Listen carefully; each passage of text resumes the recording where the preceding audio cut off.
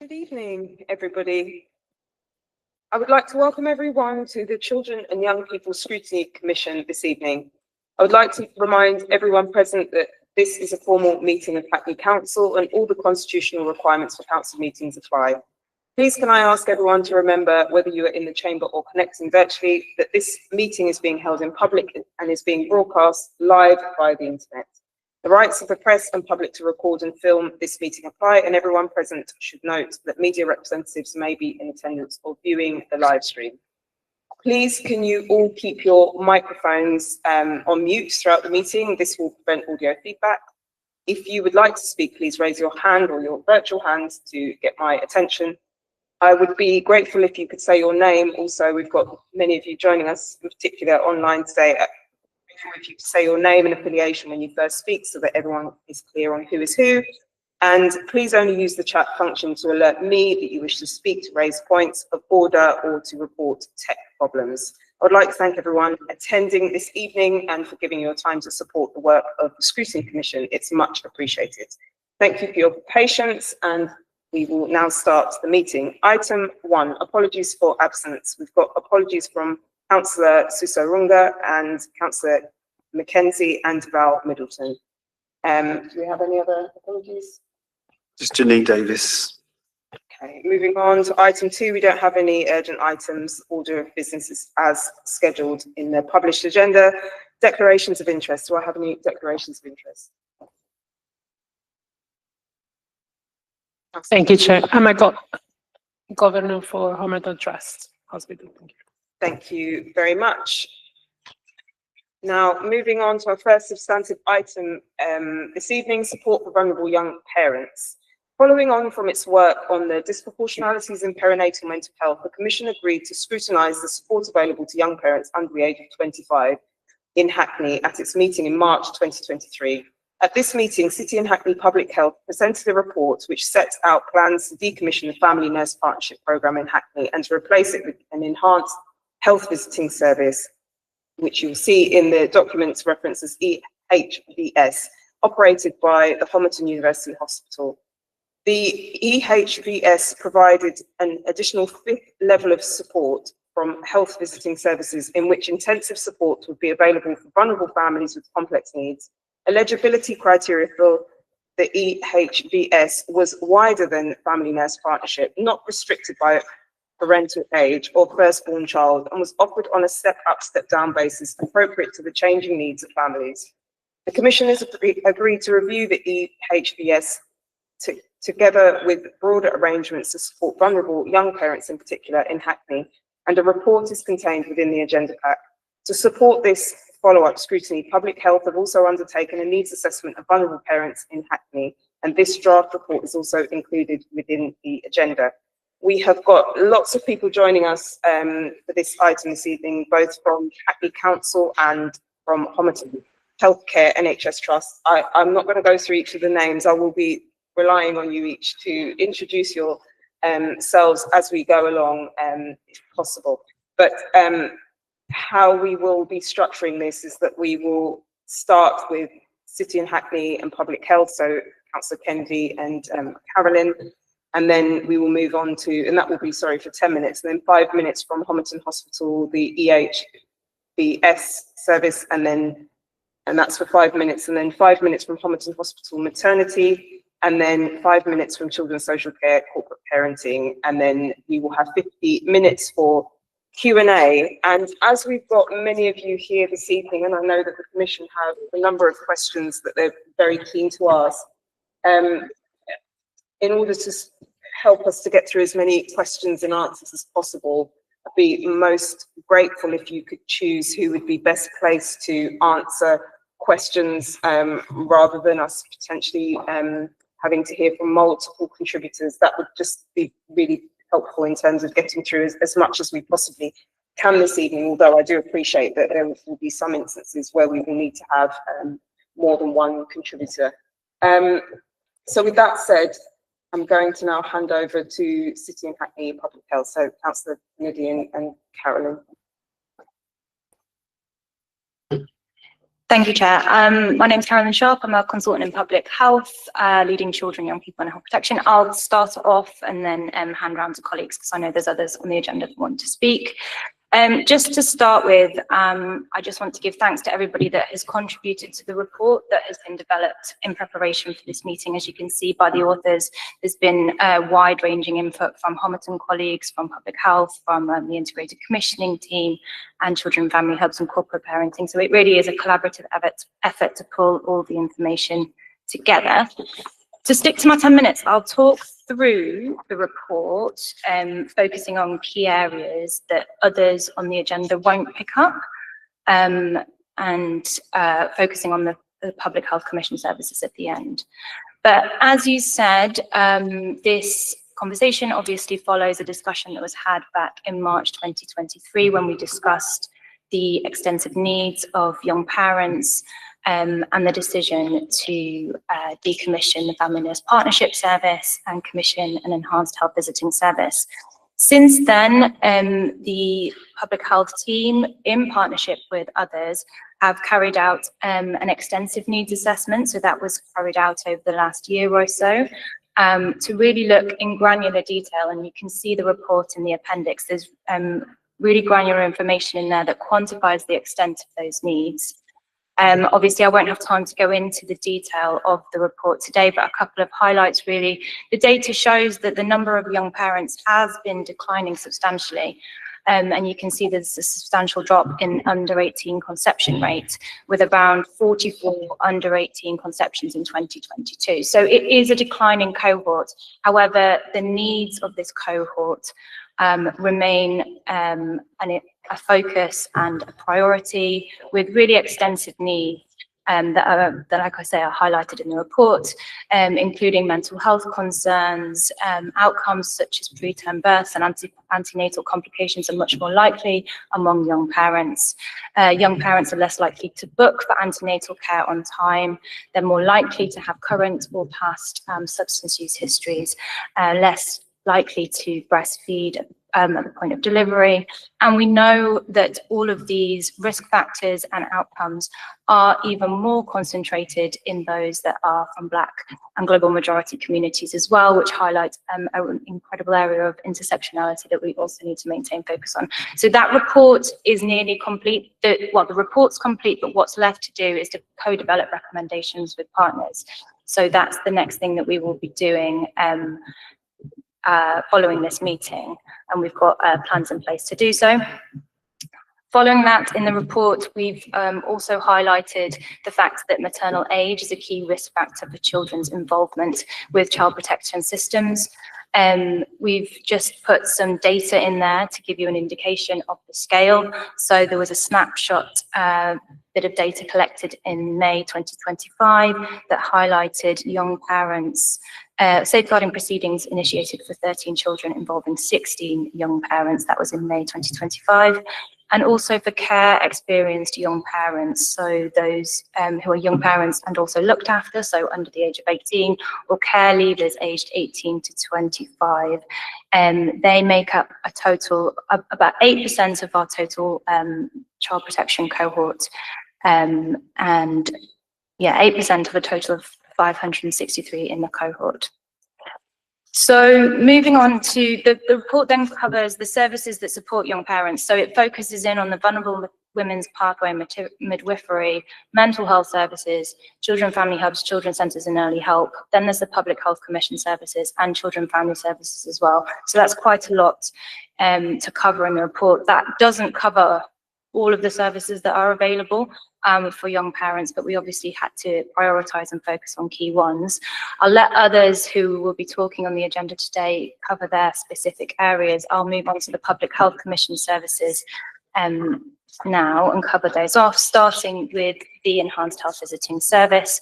So obviously a key focus from the previous scrutiny conversation was around the concerns raised by the Commission around the decommissioning of the FMP service and the potential impact on young parents. We discussed in that meeting at length the rationale for this decision, which I'll just remind partners of. So there were sort of three drivers really. One being the restrictive licensing conditions of FMP. So that meant that there was limited eligibility essentially for young parents to access care. You had to be under the age of 24. It had to be your first child, and you had to be under 28 weeks pregnant. We know that there are other parents, young and older, with vulnerabilities that may require support, and that was one key rationale. There was service reasons as well, so the service wasn't meeting its targets and KPIs, including the total number of clients and the new recruitment of clients, and attrition as well, so there was quite a high attrition rate on the service. And the population factors is the third driver, which I've already covered. So the declining numbers of young parents, which is obviously a great public health story, a great news story in general, but the numbers eligible for the service were declining over time. And therefore, that led to the decision to commission the enhanced health visiting service. It's not a direct replacement for FMP. I do want to make that clear. It's a different service model, and so it isn't supporting vulnerable families in the same way. But it is a more flexible model with a much more flexible eligibility criteria. So if you're on your second, third, fourth child, it doesn't matter. It doesn't matter how old you are. The service is there to support you. The service is intended to be needs-led. So as needs change, families can be stepped up and stepped down on the service. And the service, the intensive service, so that's the fifth service for vulnerable families, is delivered by our most senior health visitors that are very experienced and highly trained in this area. There are two pathways. So there's the Ruby and the Emerald pathway that are described in the report. The Ruby pathway is for the youngest children, so aged up to 13 months, where families receive 7 to 12 hours of additional contact time per month. Then there's an Emerald pathway for children aged 13 months to 2.5 years, where families receive 1 to 6 hours of additional contact time per month. So that was the model that was originally commissioned. Moving on to the sort of successes and challenges, there's an appendix, which Appendix 3 is a couple of case studies that show how effective this service has been at supporting some of our vulnerable young parents, and the case studies go into quite some detail as to how the service has supported those in multiple ways. However, I do need to highlight some challenges with this service that we have experienced since it was commissioned in September 2023, and I'd put these in three categories essentially. So the first is around the accuracy and the completeness of the data reporting from the service. Since its inception, I really haven't been able to get assurance that the service is being provided in the way it was commissioned. So I spoke to you about the two pathways earlier, the Emerald and the Ruby. We haven't been able to get the assurance with the data reporting that that is the service that is being received by vulnerable families, which is obviously an area of concern. The second area of concern is around the activity of the service. So I did say that the data has been poor, but from the data that we do have, it is clear that the activity isn't in line with what we would expect. So the number of visits and the additional support time isn't what the pathway should look like. And so that's another area of concern. And the third is around the uptake of the New Mums Outcome Star. So this is an intervention, or it's not an intervention, sorry, it's a tool used to measure progress with a family. So, you know, the distance traveled across a multiple of domains, it is self-reported, but it really helps us understand the impact of the service, so measuring outcomes. We have had, the service has had some challenges with implementing the New Mums Outcome Star, which makes me concerned about how we will measure the impact of the service as well. So, an improvement notice has been issued to the provider, and the provider has been working with us at pace to try and work through some of these challenges, which I know that they will go into more detail about. So we are grateful that there has been that collaborative effort to work through these challenges and the commitment to making the model work, which both of us have which both of us do have, and we remain committed to making the model work as much as we can while being flexible and refining things as we go. If there are issues, we're happy to change things and be flexible to refine them. I'll move on because I'm conscious of time. There are just two other services that I wanted to highlight from public health perspective. One is PAUSE. This is a service that works with women who have experienced or are at risk of experiencing multiple children being removed from their care. It's a really effective service. It's got a very strong evidence base, and Hackney was one of the first, I think actually the first local authority to implement PAUSE, and we continue to do so.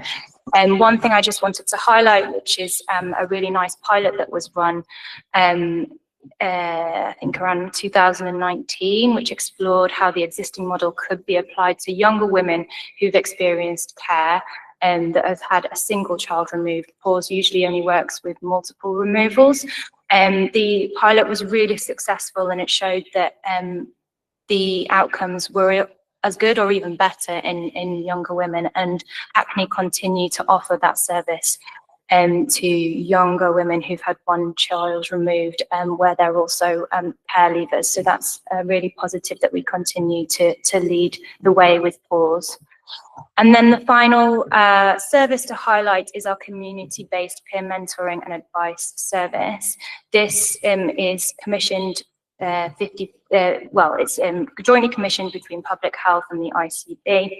It was commissioned back in November 2023, and it's currently delivered by Henry. It's a service which recruits volunteer peer mentors to support vulnerable pregnant women and new mothers, so during pregnancy and with new families, to provide emotional support, informational support, hand-holding and befriending, trying to encourage those that are vulnerable to, build resilience, build confidence, access our extensive support services that are available, including our Children and Family Hubs offer. However, unfortunately, the service hasn't performed as well as we hoped. There has been lower numbers of referrals into the service than we expected, and that we commissioned targets for. And so we've discussed it with the provider, and we've come to the joint decision to end this service early due to that poor performance. It's not a savings decision, it's just a decision that the model's not working and we need to relook at this. And so the work is already underway to look at how we can reinvest that funding in more effective ways. We're going to be looking at what we can do with current services that are available, the voluntary and community sector that are already supporting vulnerable parents, and also, of course, the Children and Family Hubs as well. So we're looking at a range of models to reinvest that funding. I'll end there. Thank you, Chair.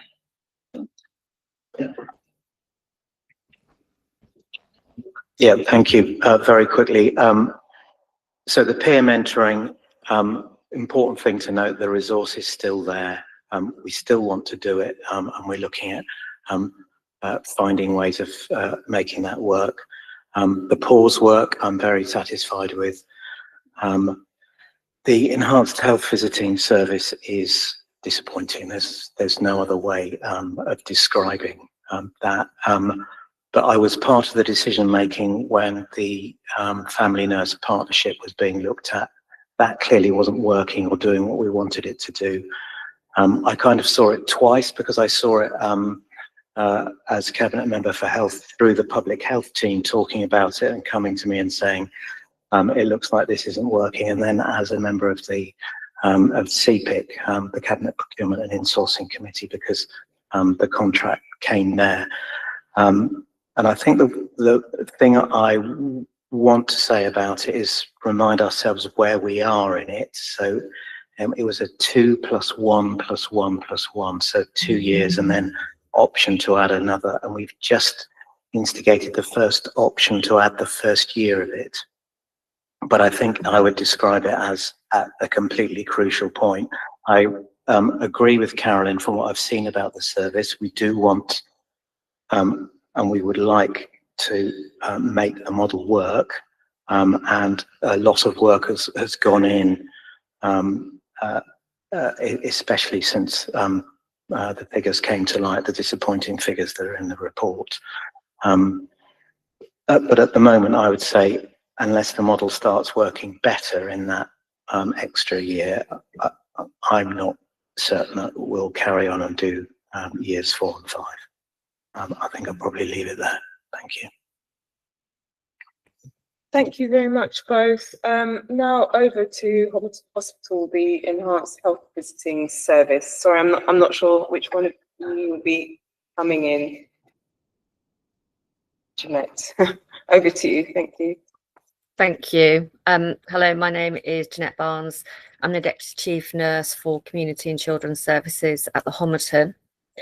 So I would like to say that the Homerton leadership team acknowledge the concerns raised by the commissioners regarding the accuracy and completeness of data reporting, the levels of activity and the uptake of the new mum outcome star, and recognise that there have been challenges associated with the delivery of this new service. And as with any new service, there needs to be an iterative process of evaluation and learning so that we can develop and improve the service. And the senior leadership team at the Homerton is committed to ensuring the service meets the commissioned requirements and has dedicated additional resource to the service in the form of senior nursing leadership, operational management and informatics to support improvement.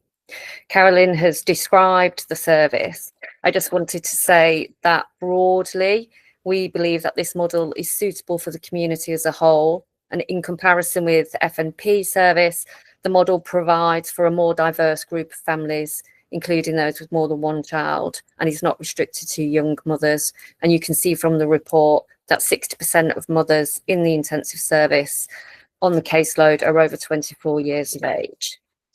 The current model uses an age-based criteria for entering the intensive service, with those under 1 being placed on the highest level of need, regardless of the level of need. But we know that the needs of families fluctuate, and the service needs to be flexible and needs-based. Increasing and decreasing support is required. And this allows each family to benefit from the support of a specialist health visitor when they need it. And we will continue to refine and retune the model, working with commissioners and families to ensure that the model meets the needs of the population. I'll just highlight some of the key challenges and how we are addressing them. So we recognise that data capture and completeness has been hindered due to limitations of the IT system and evolving data requirements. And challenges with the data reporting has also impacted on the ability to accurately measure the effectiveness of the service. However, this has improved during the operational time, and staff now have access to a newly bespoke intensive data portal to enable more robust reporting and cohort management, and we're reviewing that weekly. We're committed to addressing any further gaps in the data and have initiated weekly monitoring of the data to ensure that we're accurately capturing the data required to demonstrate the level of activity and the outcomes from the service. We know that delivery of the additional contact hours has been inconsistent, and we've completed demand and capacity work to ensure resources are available in the right place. And we've refined some of our processes to ensure that clinical time is maximised. We're improving reporting of activity and including some more granular detail contacts which add value to families, such as safeguarding meetings and multidisciplinary meetings, which are not currently being included in the data sets. Despite not delivering the number of commission contacts, we would like to assure colleagues that there have been no identified harm to patients associated with the delivery of this service. Families are being seen for review, risk assessed, and if required, escalated appropriately. In addition, each family's case is reviewed locally during both clinical and safeguarding supervision, and we're confident that high-risk families receive the required contacts to keep them safe. Regardless of the pathway a family is assigned, once a risk is identified, the family is offered every resource and support available to the health visiting team to manage that risk.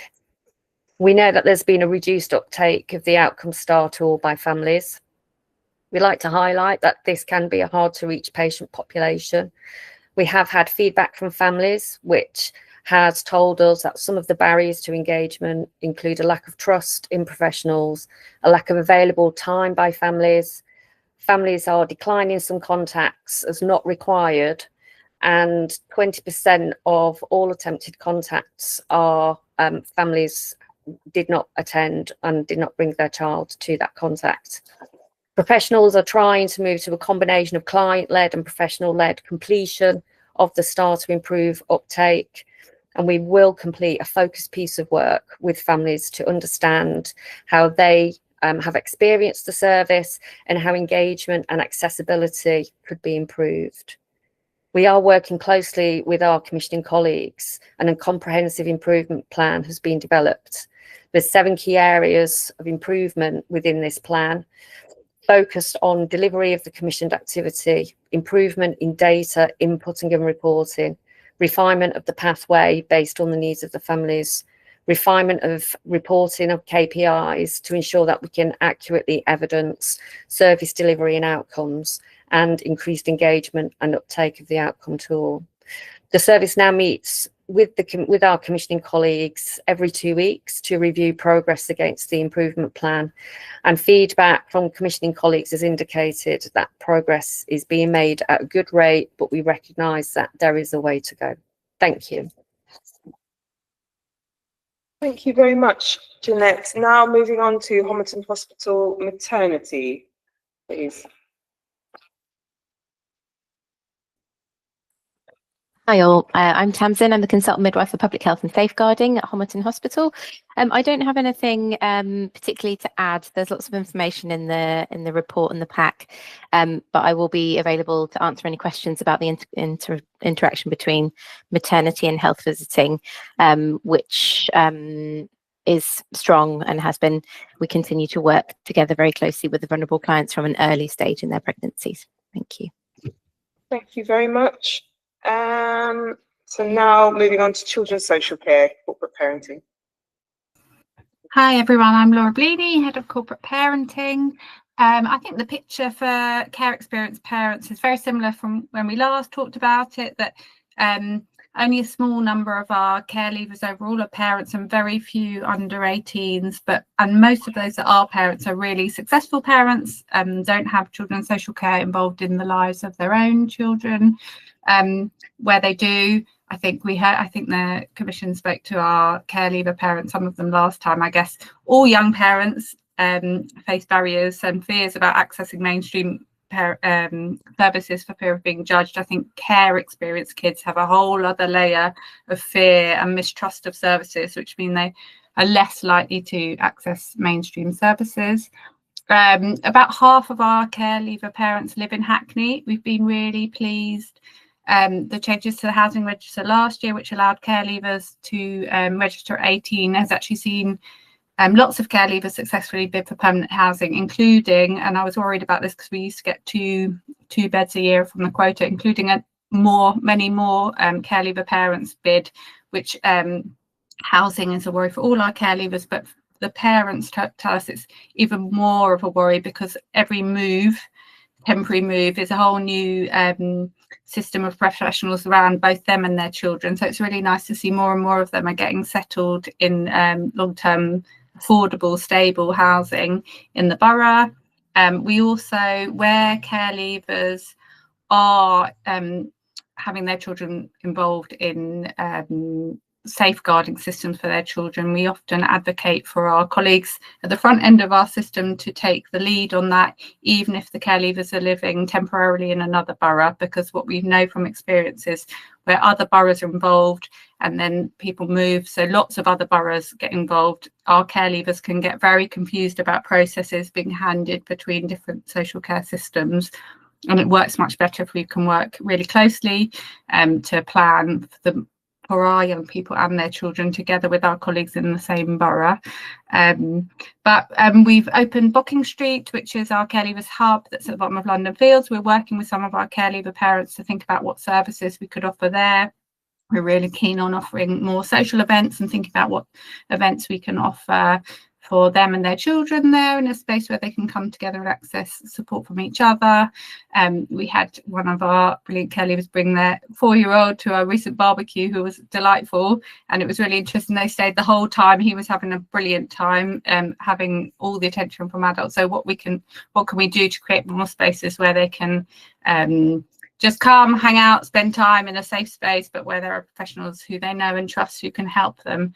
So that's a very similar picture to last time, that most of our parents who are care leavers, our parents are fantastic parents, and sometimes they benefit from some additional support, but they really need services that wrap around them and understand their context when they do. Thank you very much, Laura. We don't have anybody else from Children's Social Care. We're all good. Okay, in which case we can move on to Q&A from the Commission. I'd like to kick us off just with a couple of points for clarification. I've got a question for Carolyn and a question for Jeanette. Carolyn, what are we trying to achieve with this service? What would you say we're trying to achieve, and how is it distinct? How do we feel it's distinct from other services? Sorry, I know that that's quite a nebulous one, but I'm curious about this one. And then I have another question for Jeanette before you come in, which is just around the health visitors that are working in this service. What's their level of experience in working with or supporting parents and families with more complex needs? The reason why I'm asking this question, and it's worth noting, well, I just want to disclose that I used to work as a young parent advocate, so this is an area that's very close to my heart, and I've been in a lot of child protection conferences and stuff and supported parents who've had both family nurse partnership and health visitors, sometimes both at the same time in the same meeting. And if you've signed up to be, if you're working for family nurse partnership, you know what you've signed up for. You know that you've signed up to work with potentially a group of young parents who are more likely to have more complex needs. And I'm just wondering, to what extent does this enhanced health visiting service offer something that is comparable, if potentially we're taking health visitors who otherwise might have been working with a broader cohort of people, may have had a couple of, you know, a smaller number of more complex cases on their caseload, but potentially not a large caseload comprising of those vulnerable families. So over to you, Carolyn, and then Jeanette. Okay, so I'll do my best. I mean, health visiting is a universal service, so it's one of the few services that really sees all new families, and that's really important because it gives us an opportunity to give information to all new families, to give their child the best start in life, including, you know, information on how to keep them well, sleeping, tips, infant feeding, all of that kind of thing, as well as signposting to the extensive support offers that we have available, as well as potentially identifying any concerns, safeguarding concerns, risks, etc. So it's a really, really important service.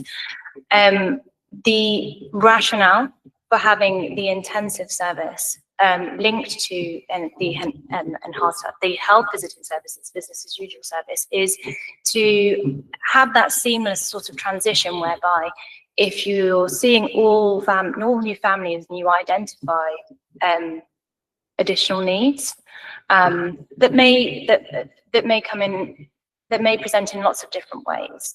It could be that you know, families are experiencing domestic violence, or it could be just that, you know, the stresses of a new family are so that it's hard to cope, and more support is needed. And we know that for those that are vulnerable, that live chaotic lifestyles, for example, that you know, building therapeutic relationships is difficult, and so having one single service that does that, I think, reduces that risk of families falling through the gaps and through referral cracks, etc. I think what we're ultimately trying to achieve is to reduce the inequalities that we see. So some families need a bit of support and they get I'm calling it the general health visiting or the business as usual health visiting, and some require more support, right? And so that's where the intensive service comes in. More frequent support, more intensive support, more hand holding, you know, giving more information, supporting families to access, going with them to appointments or to various services to help them engage. More information more frequently needs to be provided, and that is to narrow the inequalities that we see. We know that we need to give disproportionate support to those that are more vulnerable. We want to prevent needs escalating. That is a really important part of the service.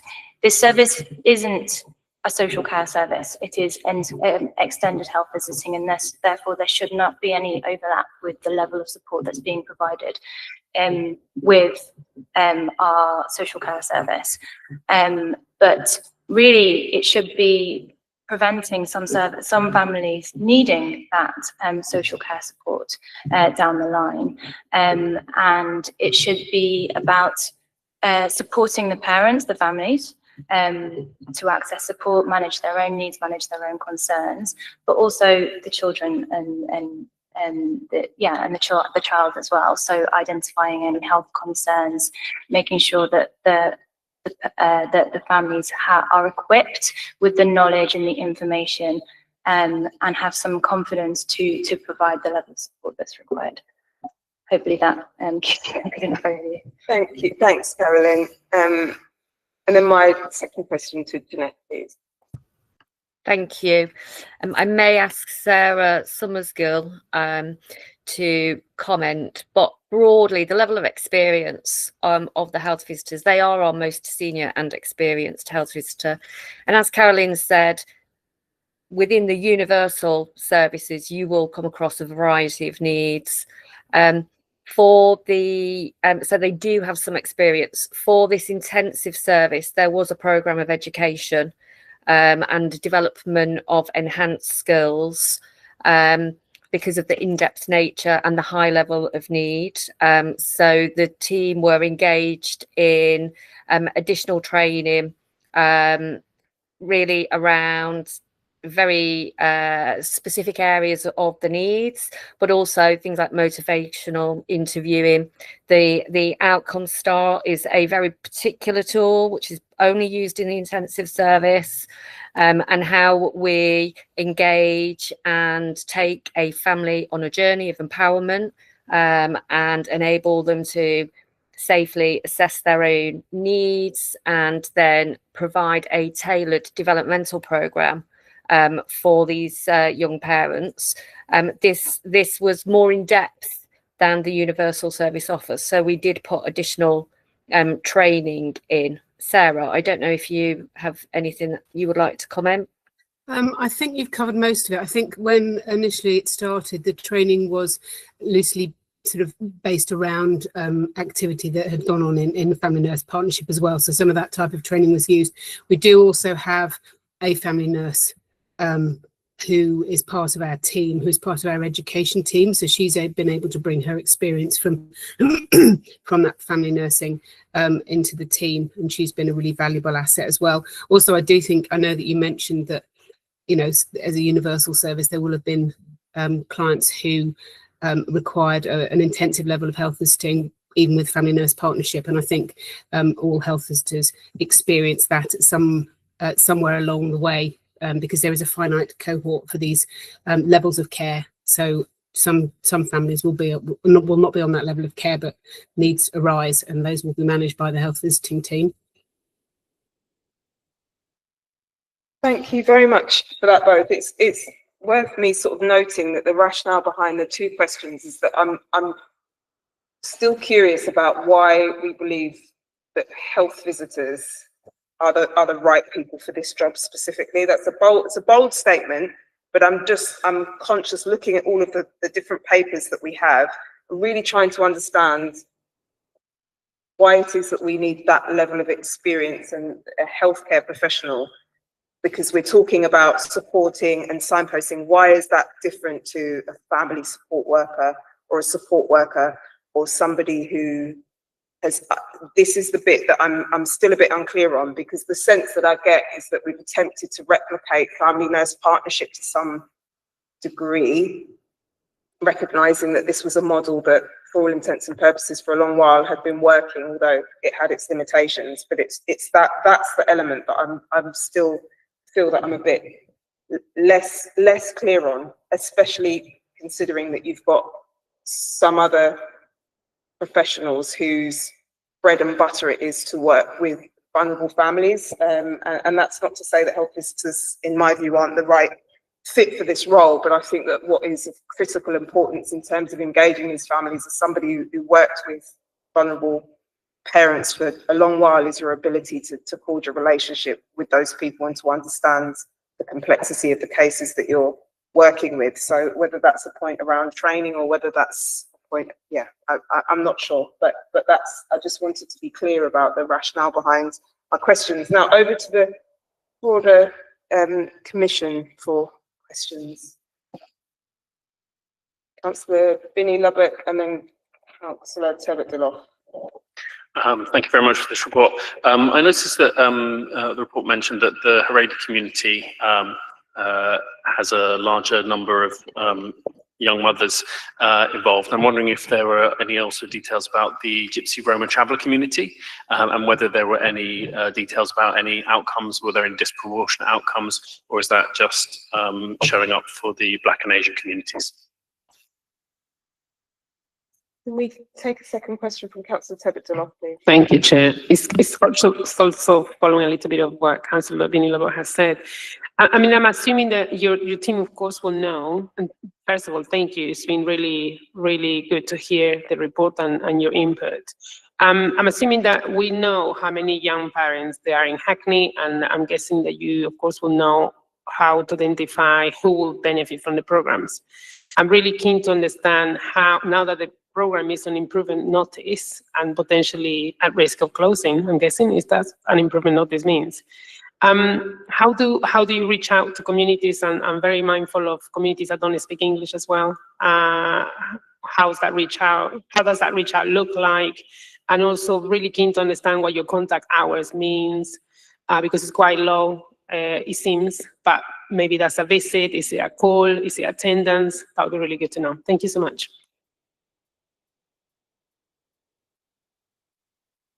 Not entirely sure who's best placed to answer those questions, and Carolyn, if you want to indicate who you feel may be best placed, or if you're able to.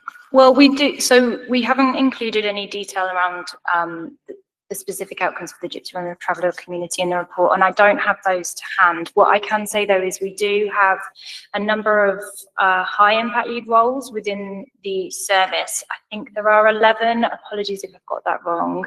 And one of the lead roles is for families in insecure accommodation and those for inclusion health groups, including the Gypsy Roma traveller community.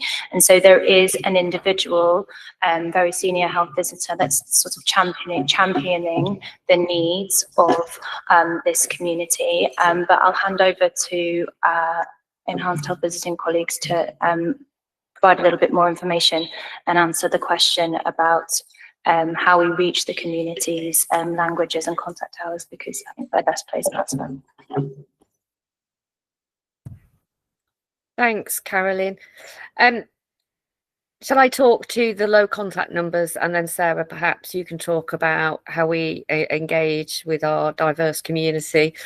So from a low contact numbers, so for clarification, contacts with families can be broken down into face-to-face in a patient's home, non-face-to-face, and this could be telephone contact, and clinical related non-face-to-face. So currently, we report on face-to-face contacts within the patient home, and this is an area where we have seen families decline contacts or not answer the door in some cases when we present to the house for a contact.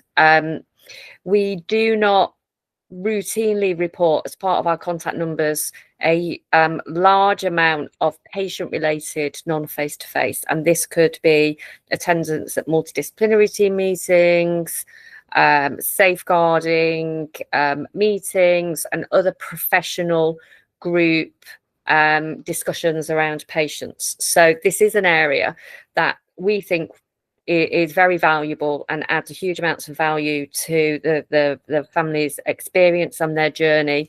And it is one of the areas that we are refining in terms of our data reporting, how we accurately capture that. We recognise 20% of all attempted contacts are declined by parents. And so, again, this is a significant area of concern, which we need to explore around, is this the right kind of engagement? Do they not want face-to-face? Would they prefer to meet us in children's hubs, etc.? So there is a big piece of work, and we recognise that the numbers are very low, but this is a service that is offered to families. So it's not a statutory requirement that they accept this. So we need to find a way to work with people moving forward that suits how they would like to receive the service. I hope that answers the question about contacts. And Sarah, do you want to talk about how we engage with the broader population? Yeah, so we have one of the areas particularly where we struggle to engage in particular points in the pathway is with the Schrader communities you've mentioned. I think the new birth visit is usually taken up, and we have some good compliance with that. But beyond that, particularly if families are on their second, third, fourth child, they're much less likely to engage as we continue on through the pathway with them. So we do work with the Schrader community. We've got several contacts that we engage with the sort of women's groups and things like that around how can we do that. There's a sort of input into those. There's family hubs in that area, children's centres, family hubs, where we try and engage and go in and do different things with different families, but that's more for the universal service, I guess, rather than for the intensive service. What we mentioned particularly in the paper was around initially we had a lot of young mothers who were coming into the intensive service from that community who actually didn't require the intensive service and had just come in because of their age, and there is a very young population, but actually once they were triaged, they didn't require the intensive service. So we use resources from intensive health visitors. The Institute of Health Visitors, they have a lot of resources around support for communities and reducing health inequalities.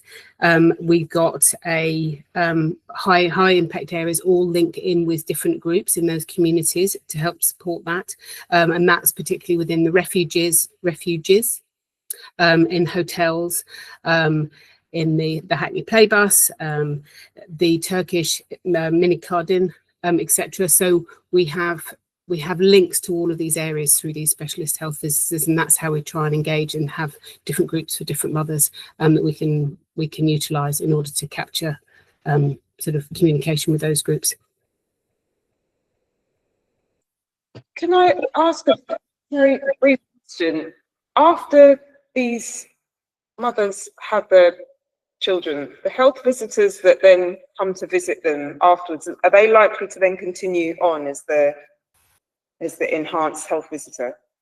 Yeah, so on the intensive, apologies, on the intensive service, they have a specific caseload. So once the family is triaged into that service, they'll be assigned to a particular health visitor, and all efforts will be made for that health visitor to maintain the contact throughout their time on that pathway.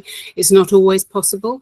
If we have maternity leave, for example, or we have sick leave, then in order to maintain those series of contacts, there will need to be somebody else who takes up that family and sees them, but they won't be seeing a health visitor from the universal pathway or a targeted specialist. So they won't see one of the generic health visitors from the neighbourhoods. They will see the intensive health visitor, because those are the people who have got the training and the skills, particularly in addition to the ones that are the universal health visitors. So are we therefore talking about disengagement after? Are we saying that from the outset the families are not allowing the health visitors to come round in the weeks after they've given birth? Are they not engaging at that stage, or is it that they're not willing to they're disengaging further along the line? It can be a bit of both. Most families will engage at the new birth visit. We have very high new birth visit rates, and that's a core contact for all health visiting, for all families to see a health visitor.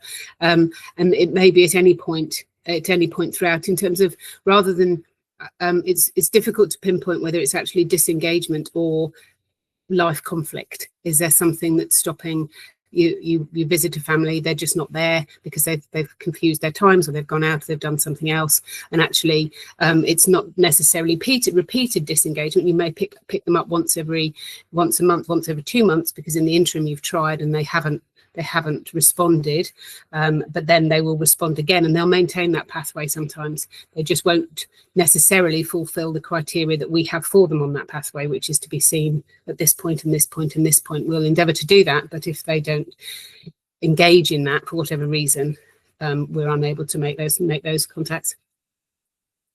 Thank you for that, Sarah. That was useful, because I was just thinking, as you were talking about the different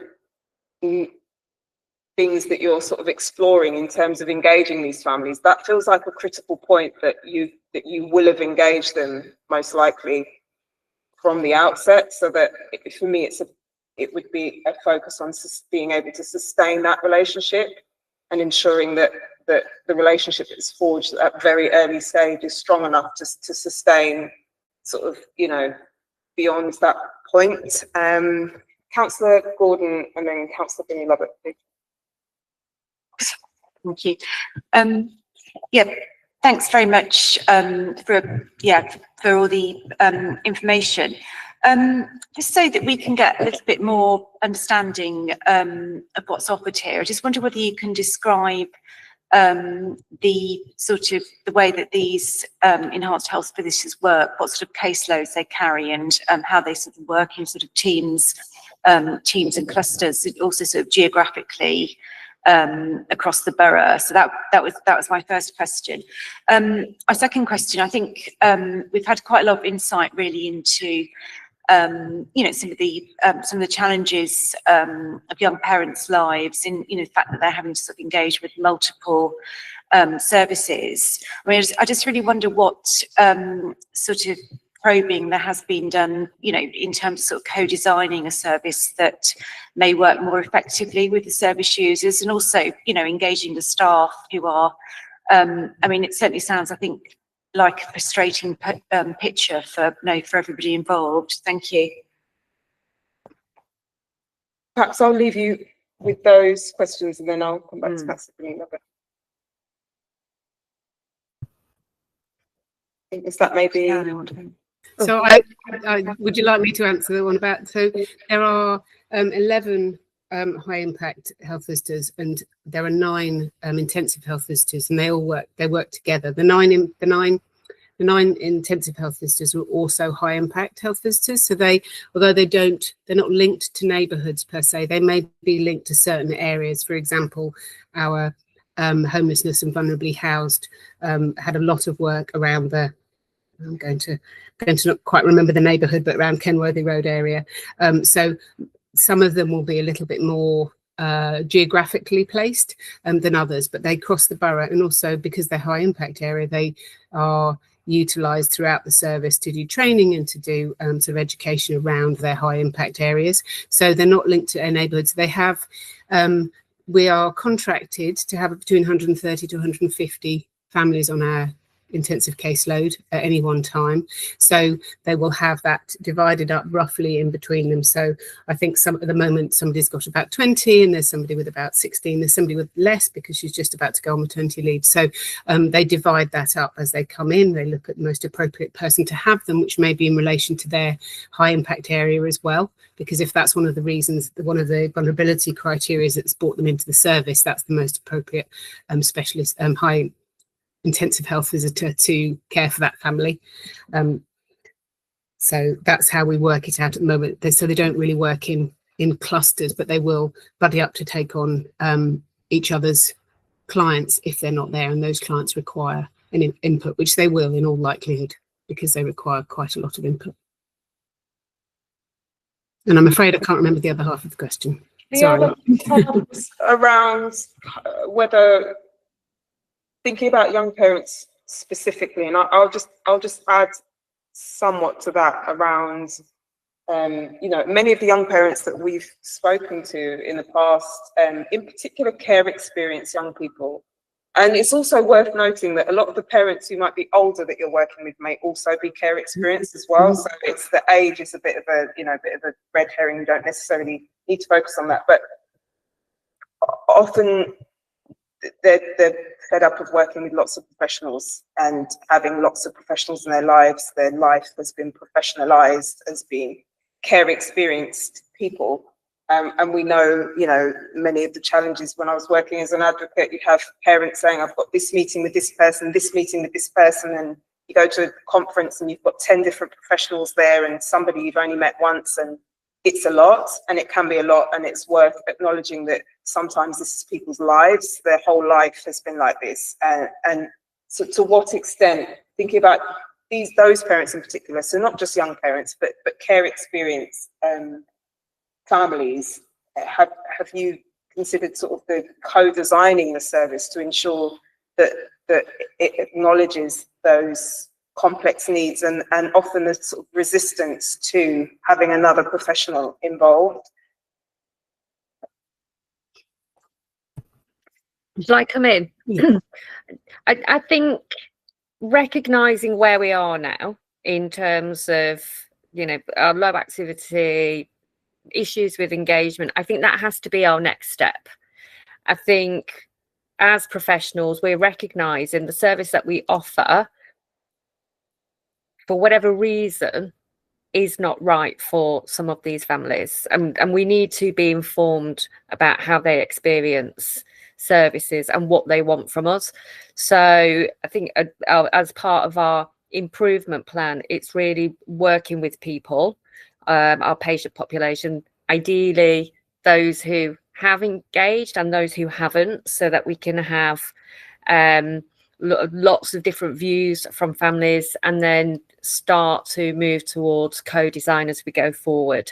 So recognizing that we haven't done that yet, but I think we need to do that if we are going to meet the needs of this population. Thanks. Thank you very much for that, Jeanette. I've got a few hands, so Jackie and then Carolyn, and then I think Councillor Gordon's got a follow-up. Thank you, Chair. I'm Jackie Burke. I'm the Group Director for Children and Education. So I'm really grateful to health colleagues for joining the call tonight. And just so that, Chair, you're absolutely aware that the Homerton is taking this very seriously. So the Chief Executive of the Homerton, Dr. Steph Coughlin, who's on the call now, myself, the Director of Public Health and the lead for place for ICB, are meeting in a couple of weeks to look at this. Absolutely take your point, I think, Chair, where you're saying is, does this need to be a health visitor? Does it need to be a person who's able to build relationships? And of course, you've got 4 excellent children and family hubs in the borough that are held up by the DWP and by the Department for Education as, you know, really stellar examples of collaborative and multi-agency places where parents can access universal and universal plus and targeted services. So in the background, we've got a real commitment to looking, and I'm really grateful to hear Jeanette say, yes, we're interested in looking at co-design as well. So, you know, just for you to hear that at the most senior level at the Homerton, this has been the concerns about mobilising the service being taken very seriously, but also in terms of what's the problem we're trying to solve, which I think is the question you were asking, and who's the right person to do this. When we have got 4 excellent children and family hubs, is what we want is for our young parents and our vulnerable parents to end up being part of a wider universal parenting community. So that would be our absolute aim. Thank you for that, Jackie. And just to add that, I'm contributing to all this and demonstrating your commitment to ensuring that we get this right. And actually, we were just commenting before the meeting, this is where we love scrutiny, actually, where we're able to be really, really candid about things not working, because we're all in agreement about what we're hoping to achieve here. So this is like, we really welcome the opportunity to work with you on this today, and it's really encouraging to hear that commitment around co-production and looking at it in the round, because all of these services get commissioned and decommissioned, and they get developed and they get changed and they get expanded and they get decreased. And over time, there comes a point where you do have to say, what is this doing versus this? Are we treading on toes? Is there a gap? Are there too many professionals? Are there not enough? Should this be within the community? Is this another? And I think that this is a great opportunity for us to do just that, and to ensure that services are equipped with the sort of, you know, the resources and skills and training to be able to deliver what we know these families require. So yeah, again, just to reiterate that point of thanks to you all for bringing this to us so candidly, and for your commitment.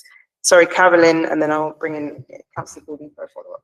Yeah, thank you, Chair. I was just going to add as well that when the service was designed, we looked at other models. So this isn't the first intensive health visiting model. There are others across the country. I think we need to go back to them and see how those models are working, if the challenges that we have here are common across the other models, and get some tips and networks on how we can work around them. But there are other models as well. Obviously FMP, we've talked about MESH and others. So, and there are obviously other services that work with this cohort as well, such as PAWS that we've already described, and family services. So I think we've already got commitment to do some co-design work with young parents themselves. And I know that has actually, plans for that has already started. I think we can speak to other providers from elsewhere, so a bit of benchmarking, compare notes, but also you know, speak to some partners as well who are working with the cohort that we're trying to reach, to really triangulate the best way to take this forward and optimize the model. Carolyn. Yeah, just to really briefly follow up on that, and this actually comes to some of the points you've been touching on. It's really good to hear that there's going to be a really sort of in-depth look, you know, starting from first principles about how this is working. Just to sort of briefly comment on the current sort of, you know, specialist need model. Obviously, it's more than one way of sort of slicing and dicing a service, and you know, I absolutely see where you're coming from in relation to that. But I mean, there are obviously other models, and you know, a lot of these young people will sadly have, you know, sort of multiple needs as well. So I mean, I hope that how well that's working, you know, and obviously a lot of our other services are, you know, as Jackie said, being you know, around sort of family hubs on a sort of geographical basis, and that, you know, obviously different ways of organising services. So I hope those things are going to be looked at as well. Thank you, Councillor Gordon. We've got Councillor Binny Lubbock and Councillor Tevitt-Dollar. So thank you for all of this. I had a bit of a follow-up, which was around the outcomes for the Heredian GRT community. Is there enough data? Are we able to collect and record data? I saw there was an improvement in the ethnicity data, but I'm wondering if that is there. It is worrying about the low awareness of the children and family hubs offer. I'm wondering what's being done to sort of address that. And I also noticed that smoking was identified during pregnancy as a risk factor. Obviously, alcohol as well as a potential risk factor for FASD. So I'm just wondering if there's sort of significant numbers of that being identified in this cohort.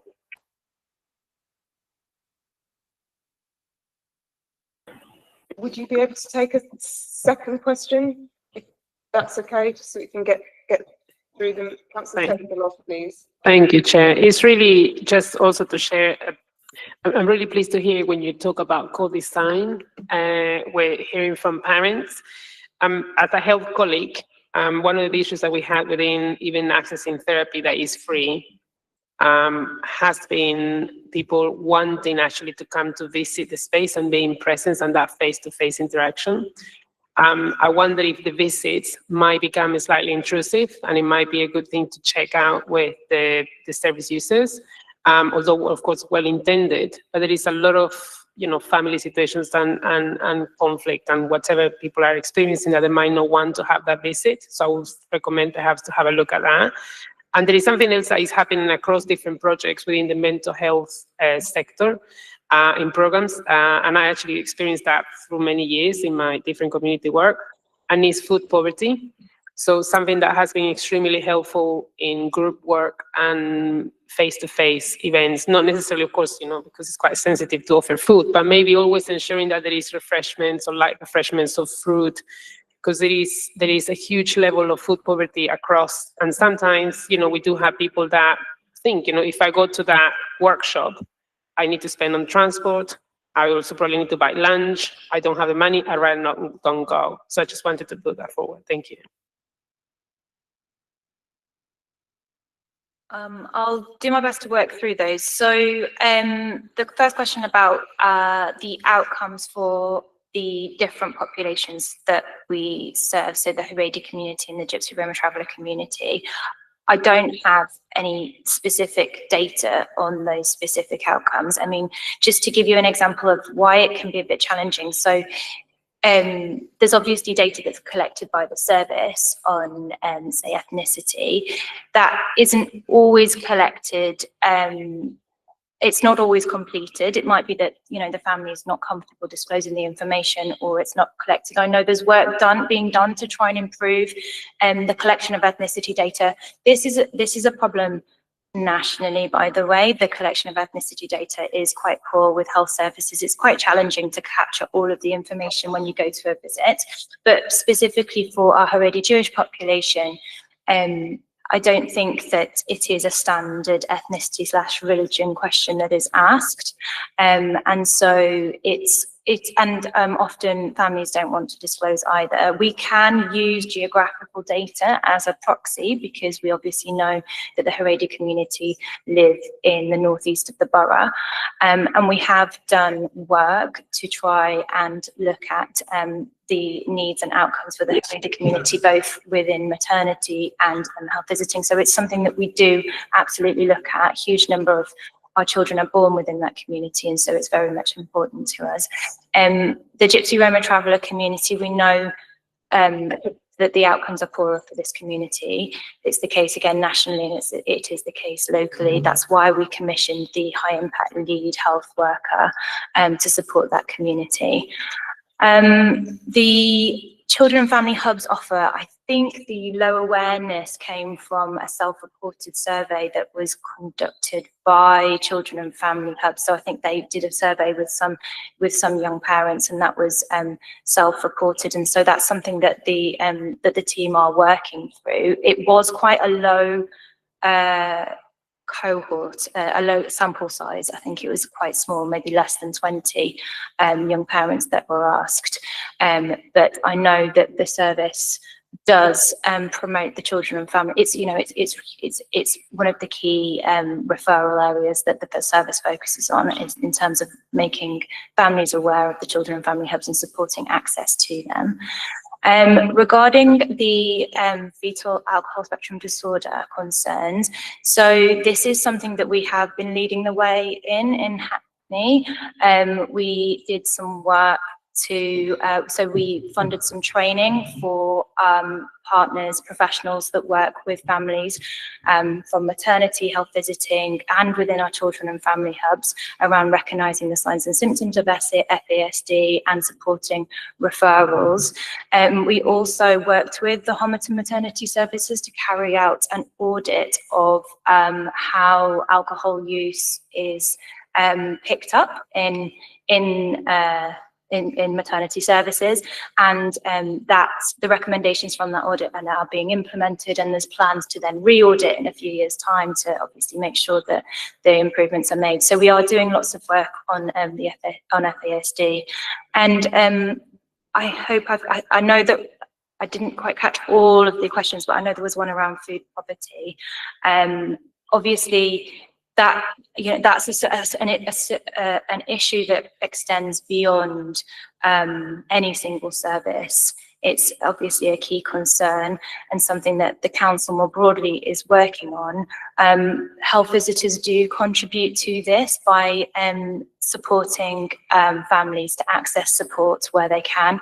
I actually shadowed a health visitor a year or so ago, and saw how she supported a family to access the Alexandra Rose vouchers, to access the Healthy Start scheme, gave information about local food banks and other support available. So really, really holistic support provided to families where they need it around food poverty. Thank you.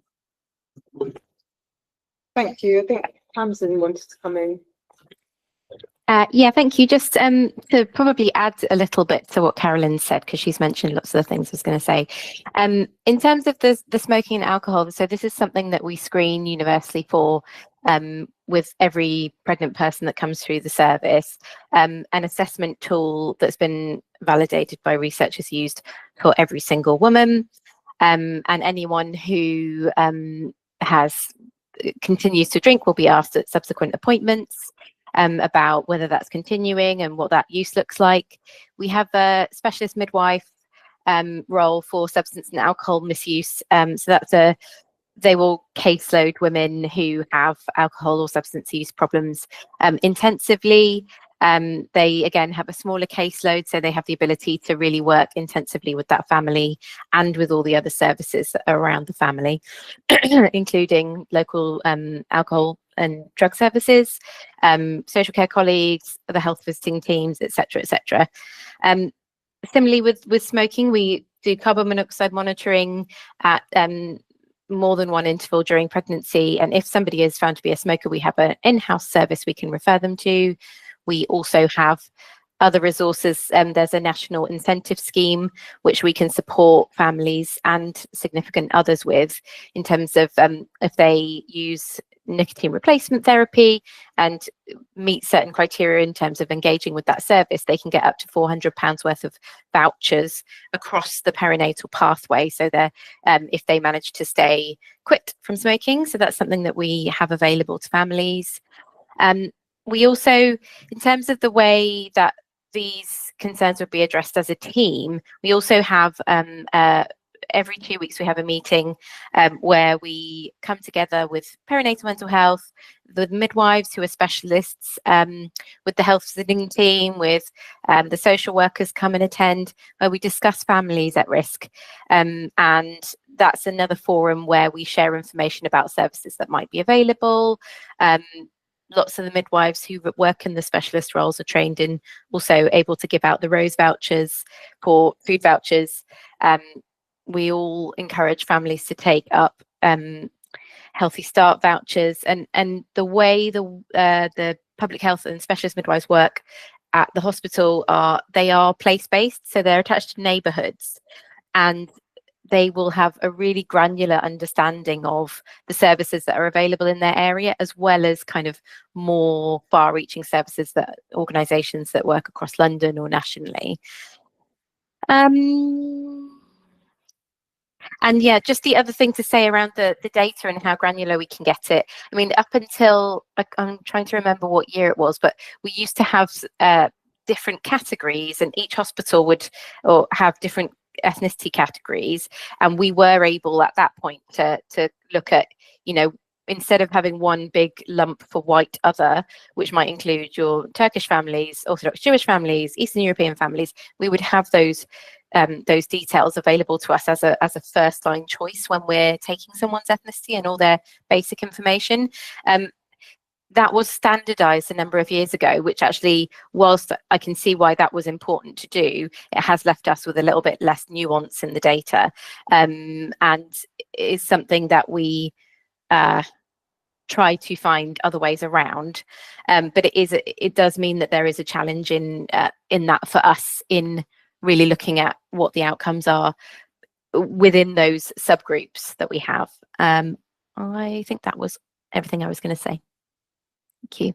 Thank you very much. I've got a couple of other questions. I wanted to ask a question about what we know about the parents that are not accessing the service, and also we've heard both in the report and from those of you who've contributed this evening about the contact, 178 contacts with the 149 families. But are you able to go into a bit more detail about what do we know about the people who are accessing the service and those who aren't? What's the distinction between the two, if we know?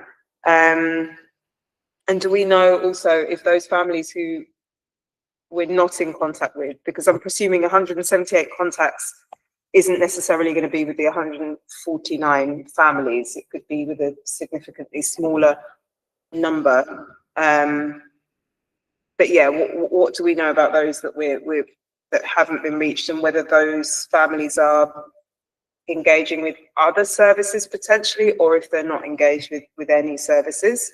And then also, just if you are able to let us know a bit more about the two pathways, the Ruby and Emerald pathway, and what proportion of families who are accessing the enhanced health visiting service are on each of the respective pathways, and how many parents have received the full complement of additional support.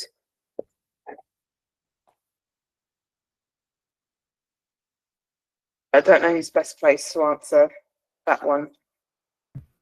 Sarah, I wonder if you're close to the detail. I wonder if you could so I think we possibly can't at this point talk to who are those families who are engaging and who aren't engaging. I think we need to go away and do a bit more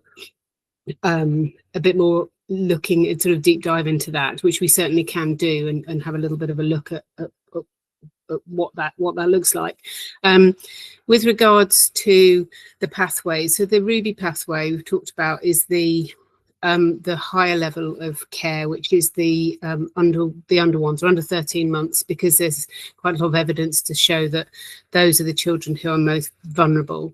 And then the people on the Emerald pathway, which is the slightly lower, is for those families who've got the child is over 13 months.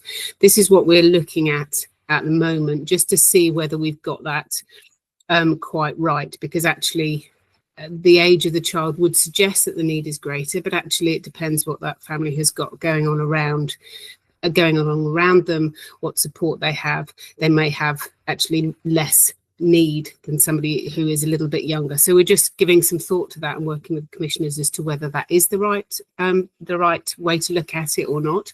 I think you're right. There will be some people on the pathway who have had more than one visit or more than two visits, which will mean that there'll be some people on that who haven't necessarily had a visit. Within that, though, at the moment, the core contacts for those families are not included in those. So we're also looking at that, because those health visitors are the same health visitors, and if they're doing a core contact, we'd expect that core contact to be very in depth and very relevant to any risks that family has, and every opportunity. We want to make every contact count, so those contacts are just as important as the other contacts. I think in terms of the ones who haven't, there are within there, because we haven't managed to quite get to fully grips with what those contacts look like and agree, does it include telephone contacts, does it include your MDT meeting, does it include that sort of thing, which actually from a health visiting perspective, that is relevant in terms of their care pathway, because those are quite important meetings. And if you can't get hold of somebody because they're not there when you show up for the meeting, or they've said they'll come to clinic and they're not there, and actually you do get hold of them over the phone, you might end up having half an hour conversation with them that is going through the things that you would like to do face to face, but actually you might not have that opportunity to do so. So the data problems that we referred to earlier have also made that a little bit difficult, trying to extrapolate out what these contacts are, whether they're telephone, whether they're an MDT meeting that's been accompanied with a family or something like that. So I can't give you that sort of level of information at this point, but I hope that gives you a bit of an idea of the sorts of things we're looking at and the sorts of things we're hoping to change or rationalise, or allow us to really include all those things that we think are really important therapeutically as well for those families. Thank you And I very hope much. that answered the question, but there were a couple in there, I think. No, thank you very much, Sarah. I appreciate, especially as you referenced earlier on, around there being challenges around data reporting, and this being something that is integral to the sort of plans to develop and improve the service going forward, which I did actually want to ask a question about. What's that going to look like to ensure that it's easier to for you to demonstrate the impact and for you to be able to assess where things are and aren't working and where you might need to change tact or, you know, focus in on particular areas. I think Councillor Gordon also had a question. Yeah, it's in similar territory. I mean, thank you very much for being so, you know, so open about all the things you're sort of considering and exploring. I suppose it's really, and it sort of touches on what Carolyn was saying earlier, I suppose this sort of overall aspiration for this service is to, you know, sort of, create, sort of, complete resilient families who are, together, parents and children, parents bringing up their children together, and avoid the things that we know put families under stress as much as possible. And that's sort of overarching aspiration. Everything else really sort of in terms of KPIs fits under that. I just really want to sort of see whether that's something we're all agreeing on. I hope it is, as well as the sort of, and the detail has to fit under that. I mean, sometimes these discussions we can get bogged down into the sort of detail of sort of service delivery and how it's being delivered. So I think it's important to keep that sort of aim inside. It's probably a statement rather than a question. I'm not expecting people to disagree, but yeah. I did also want to mention, for those families who don't, who we can't engage with, haven't brought their child, or we haven't seen them, we do have a policy that we follow, which is sort of around the safeguarding of that family if they are struggling to engage, and around how many times we contact them, and do we then contact their GP and our safeguarding team, just to see if there's anything else that we've missed or that we need to do. And also these families are all discussed in safeguarding supervision, because all our health visitors have supervision, and they discuss all of these cases to get an external view, if as it were, from our safeguarding team as well, just to make sure that safety netting is there for those families. I've got a question around disparities and like disproportionality, and just thinking, so quite specifically from the data, from the needs assessments, referenced or highlighted disparities in the need and outcomes for parents aged under 18 compared to those aged 18 to 24, which I imagine then looking 24 and over, that looks different still. But I suppose it invites a question around how will you ensure that you really understand the differing needs between those age groups, and also just to reference also about where this body of work actually begun for us as a Scrutiny Commission was looking at perinatal mental health, because there was a lot of data around Black women and young parents in particular being more likely to have postnatal depression, but less likely to have to access support or to be offered support for postnatal depression. And then also the reason why we took interest in that as a Scrutiny Commission, because that arguably is to do with health, is because those people then pop up in the care system. So it feels like it's a missed opportunity if we don't acknowledge that young parents just have a significantly higher risk of postnatal depression. What does that look like? Does it present differently in young parents to others? And again, equally with Black families and other parents from other ethnicities. I'm sure the presentations of poor mental health might look different. And so I suppose, where is the expertise in sort of supporting those quite specific needs, which I suppose to some extent speaks to some of what Councillor Binny Lubbock was asking about the Gypsy, Roma, Traveller community and the Haredi community. It's about really understanding how to address the specific needs, but also understanding the sort of inherent disparities or challenges that are experienced by some communities, as well as the way in which they ought to be preferably sort of responded to. So I think as part of the assessment of everybody who comes into the service when they're triaged in after their referral, it's very much part of their assessment about their perinatal mental health. And I think we also have a specialist high impact health visitor who that's their area of expertise, and I believe they work as well closely in sort of the antenatal period when it's picked up in maternity. There's a perinatal mental health midwife as well. So those aspects are picked up on, and those young people are then helped through that, and also signposted in the right direction to get support from that. In terms of I think the Solihull approach, particularly in health visiting, helps with that in terms of assessing those young people. I think I can't really say any more to that. I think Tamsin's going to jump in, hopefully, to see. Oh, you're on mute, Tamsin.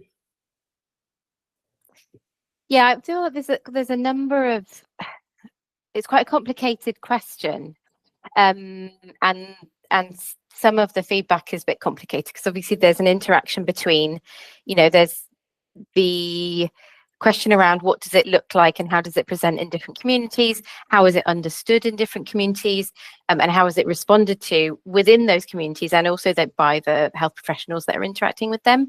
And so there's quite a lot of different moving parts, and I think some of the things that collectively we're doing to help will involve the kind of the training that's provided to the health care professionals that are working with families, and the family hubs training that's been put into place over the last 2 years. Is it 2 years? It might be more than that.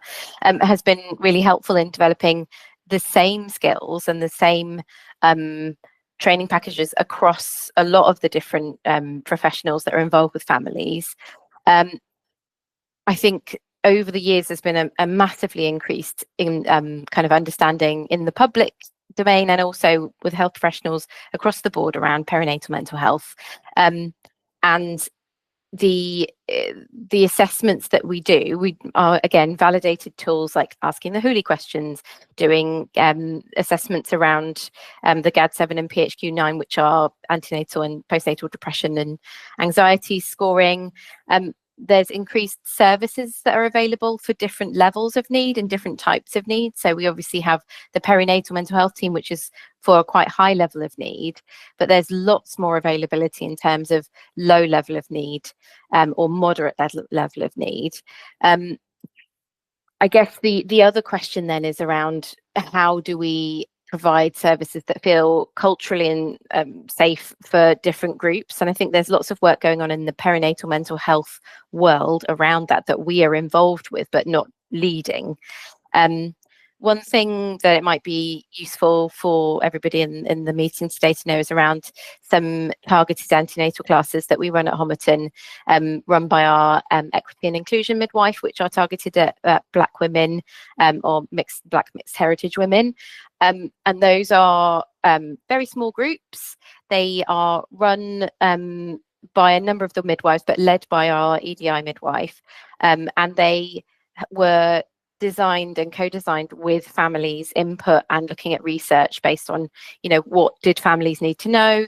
And it goes beyond kind of information giving and talks a lot about empowerment and how people access care, or without trying to put the emphasis on people to advocate for themselves. They shouldn't need to all the time, but all of us need to in healthcare sometimes. So there's really good feedback around that, and we, in terms of putting that in place, we also then have lots of feedback mechanisms which we are working really hard to try and engage families and people who don't normally want to come to like a meeting like this where they wouldn't feel confident. So one of the things that we are doing is looking to work with organisations who do successfully engage with the families and the communities that we want to hear from, and asking them to act as conduits for us in terms of gathering that feedback. And that might be us going and working with birth companions who work with vulnerable families, and they either bring us feedback that they've received from the families, or we will sometimes go to meetings that they've invited us to that are set up by them that feel like safe spaces for those families.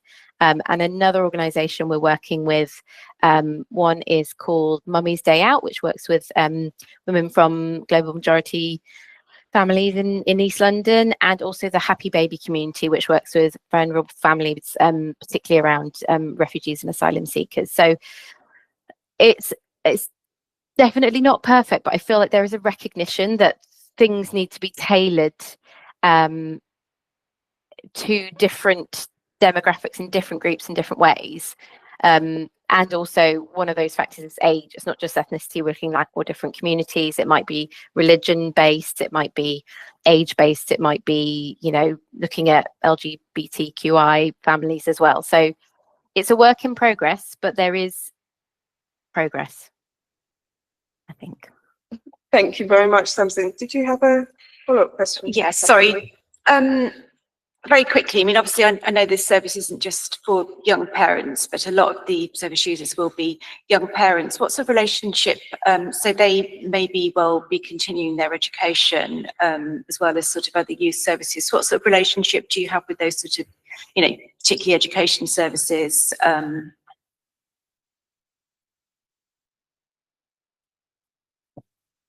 Is that for the health visiting team? Yes. Yeah. That's something that at the moment I don't think I can fully answer, unless either Jeanette is able to, but I think possibly not at this point, and we can certainly go away and look at that. With the, yeah, I was just thinking about sort of our liaising with school nursing, but that doesn't cover this service, obviously, because those children are older. So I'm sorry, but I can't answer that fully at this point. Sarah, just thinking, sorry to come That's back right, in. you jump in. The MAT team. So now I'm not going to be able to remember what it stands for. It's the group that it's a multidisciplinary team that work with families under school age. So they're in the kind of realm that maternity and health visiting are going to be looking at, and nurseries and other childcare settings. So there's quite a lot of work that goes on where families have been identified as having needs that don't meet a kind of social care, children's services need, but that's a preventative space where we can put things like family support and other interventions in. And I would say with this kind of age group, that's my understanding of where the links with education would be. In terms of older, so you know, somebody who is a teenager and becoming a parent, it will depend very much on, you know, who is involved with that family. If they're under the social care team, when we're having meetings around families, that will always include schools when that is needed.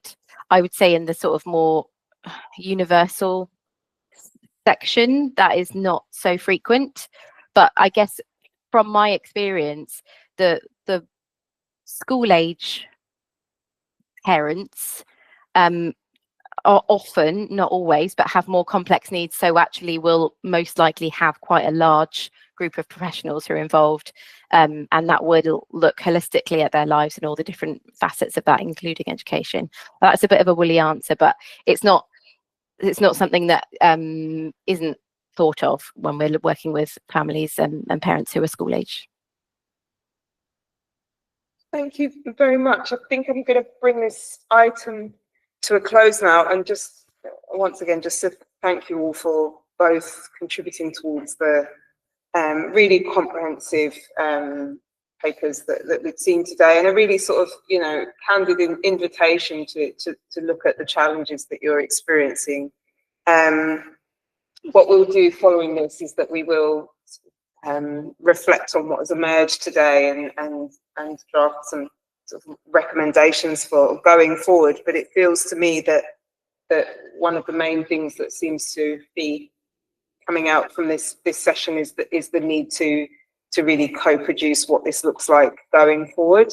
And not just, it's worth me noting, not just with the families, but also with other services who are quite effective at reaching those challenging families. So PAUSE, you know, for example, often has better experience in engaging challenging families who equally they've had children removed from their care. They are done with services often also, and yet will forge a really meaningful relationship with their pause worker.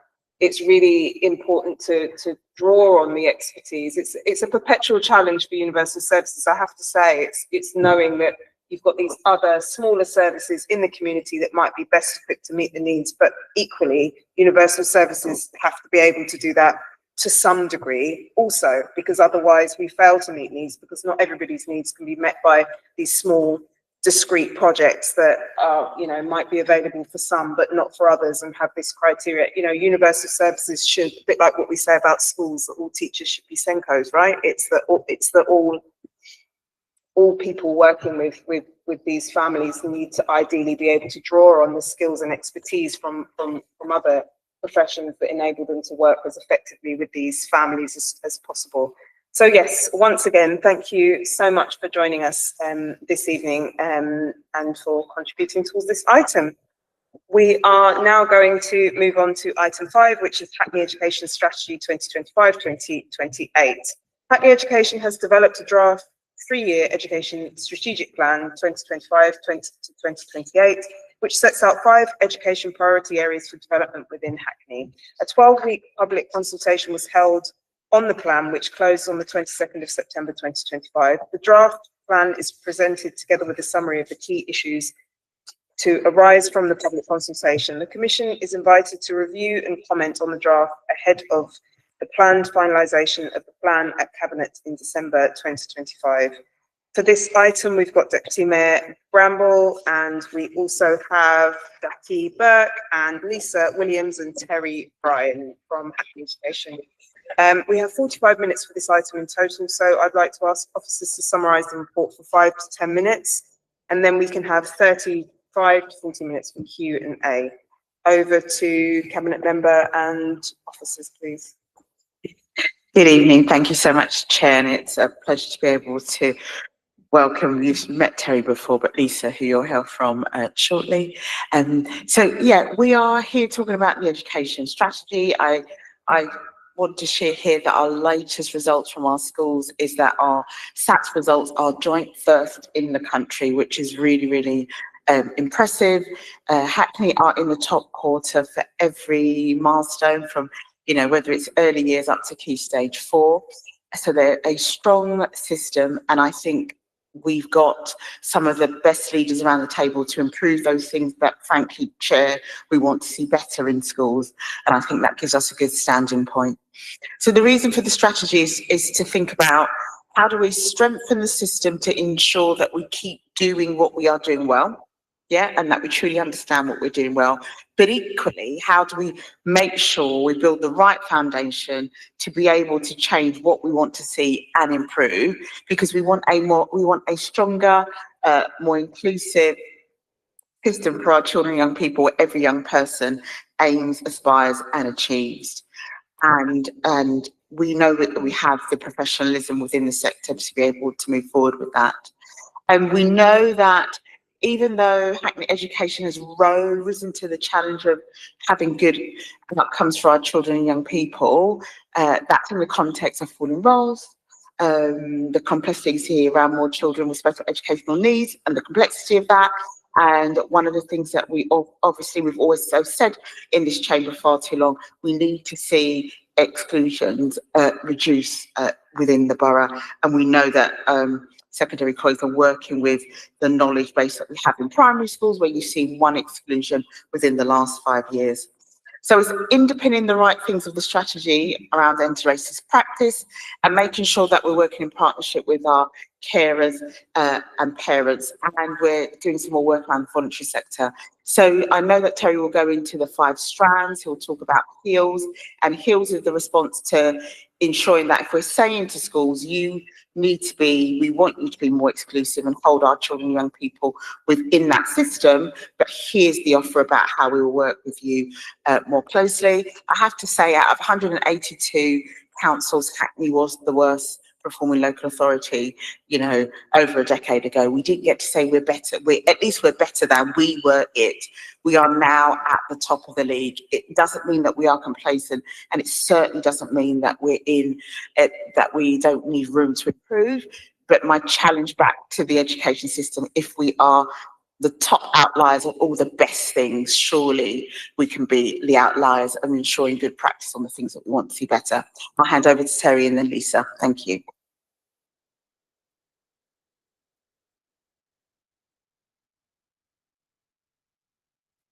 Okay. Good evening, everyone. I'm Terry Bryan. I'm the Assistant Director for the School Estate Strategy, and I want to introduce my colleague who's fairly new to the Council and Education, Lisa. Good evening, everyone. My name is Lisa Williams. I'm the newly appointed Head of School Improvement and Performance. Thank you.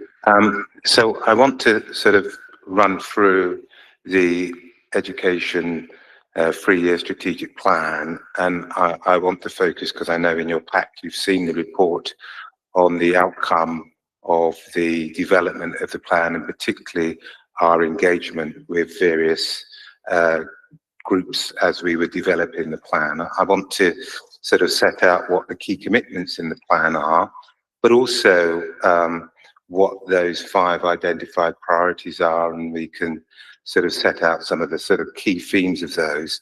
And then I want to sort of talk about sort of the next steps, and particularly how we intend to take it forward early next year.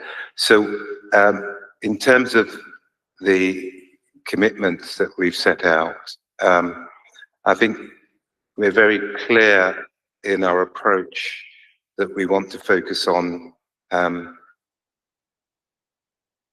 of anti-racism as our sort of key, our main commitment, but also alongside that, focusing on fostering strong partnerships between our schools and settings, but also with our parents and carers, and sort of promoting collaborative working, which is necessary to deal with some of the key challenges that we face that are set out in the plan, and particularly around the challenge of falling school roles, but our rise in high needs, and in terms of the needs of our community, well-being of our young people. And one of the things that we've added to the strategic plan in view of the feedback we've had is how we're going to support the mental health and well-being of our young people. Within the plan, there are 5 key priorities that I'd like to run through, if I may, Martin. And the first you will see is around SEND, and ensuring that our SEND provision in the borough meets the needs of young people, but in terms of addressing their range of needs, and how we're going to support our schools and settings to intervene early and to work with children and young people based on the various levels of need, and ensuring that we respond appropriately to those needs at the relevant time. So there's a commitment in there around SEND, and you'll see that we've recently launched, alongside the Education Strategic Plan, our SEND strategy, which I know has been a focus of discussion in this forum previously. If we can move on to priority 2, I'm going to give some feedback on the response to a lot of this in terms of general themes that came out.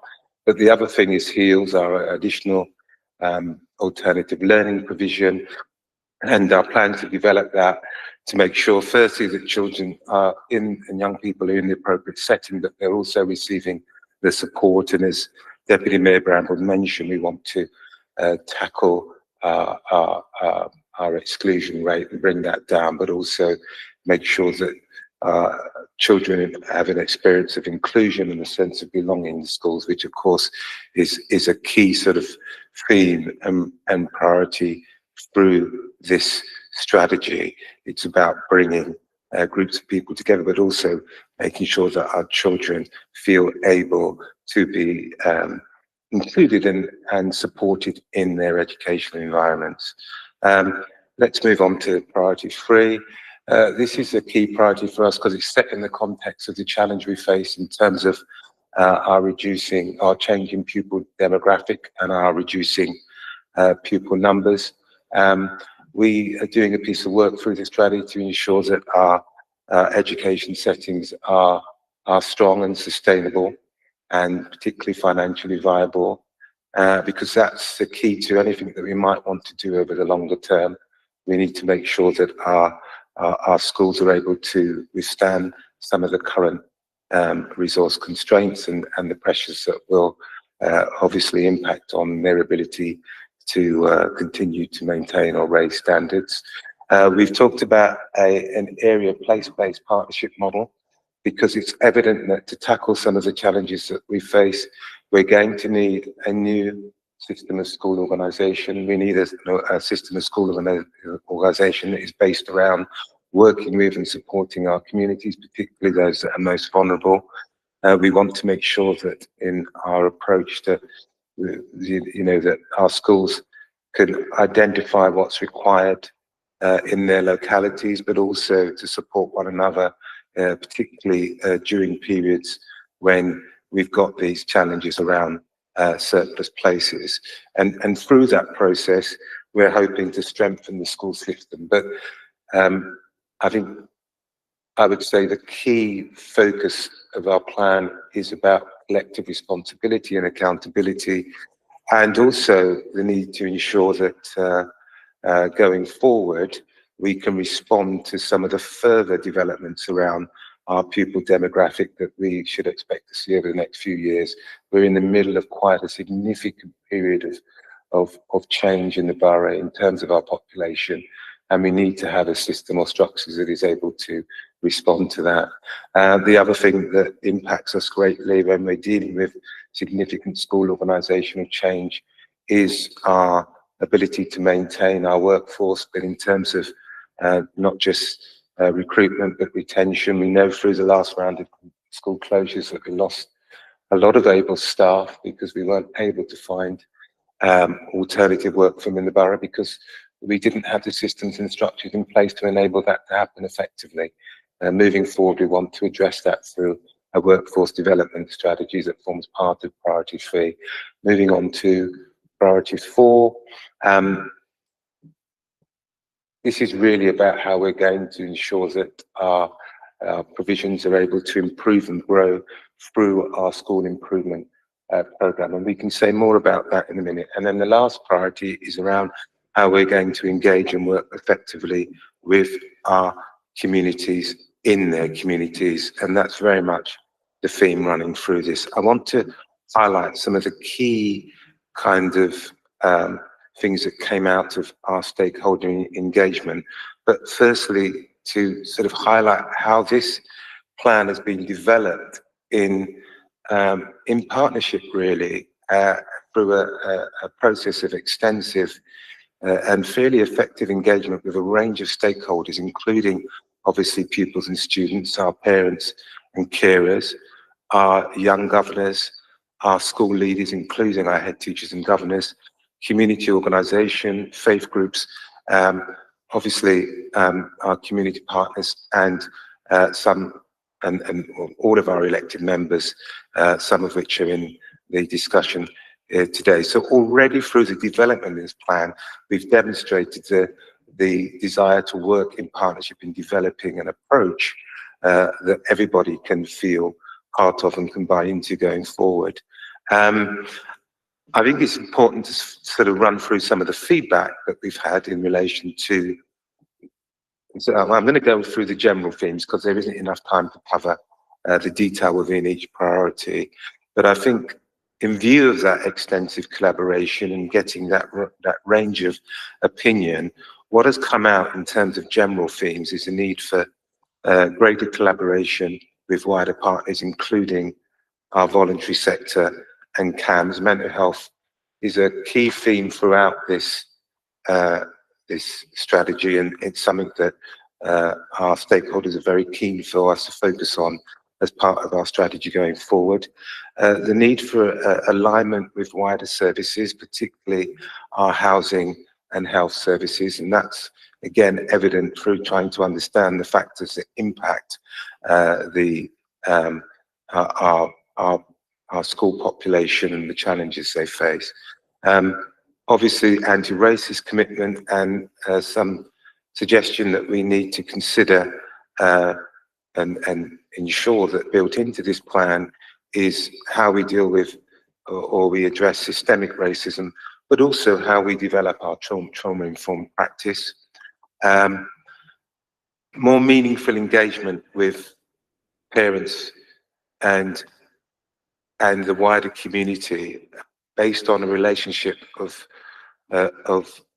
accountability, trust and accountability, and that's really looking at being very clear and consistent with our communication about how we are going to develop some of this work, but also how we're going to ensure that the right people are involved at the right time, but also how we take into account our parents and their lived experience and how that can bring some insight and expertise to the policy as we develop them.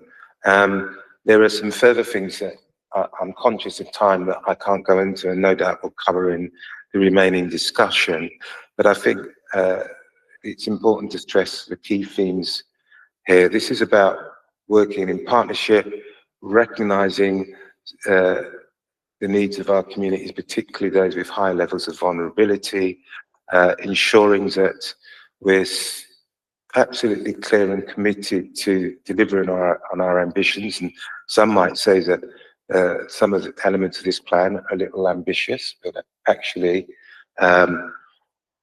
they're based on the conversations and the engagement we've had. So we've been encouraged to be ambitious, and we've been encouraged to be sort of forward thinking in some of our developments, particularly around how we organise our school system going forward in terms of dealing with those challenges for schools in terms of their resource and their wider finances and addressing the challenge of SEND. So it's a fairly ambitious approach. It's also a fairly, I think, clear approach. We've got 5 key areas that I think everybody aligns with. It's really an opportunity now to have a conversation both with you and here, and as we develop the plan going forward, to talk about how those aspects will be delivered and how we will further engage with the various stakeholders to ensure that that happens. I don't know if you want to add any final things around next steps, or you want to. Just to remind you that we were only really hoping for about 10 minutes before moving to the Commission for questions, because I think we've got about another half an hour for this item. So if we could be brief, please. Thank you. I could be brief.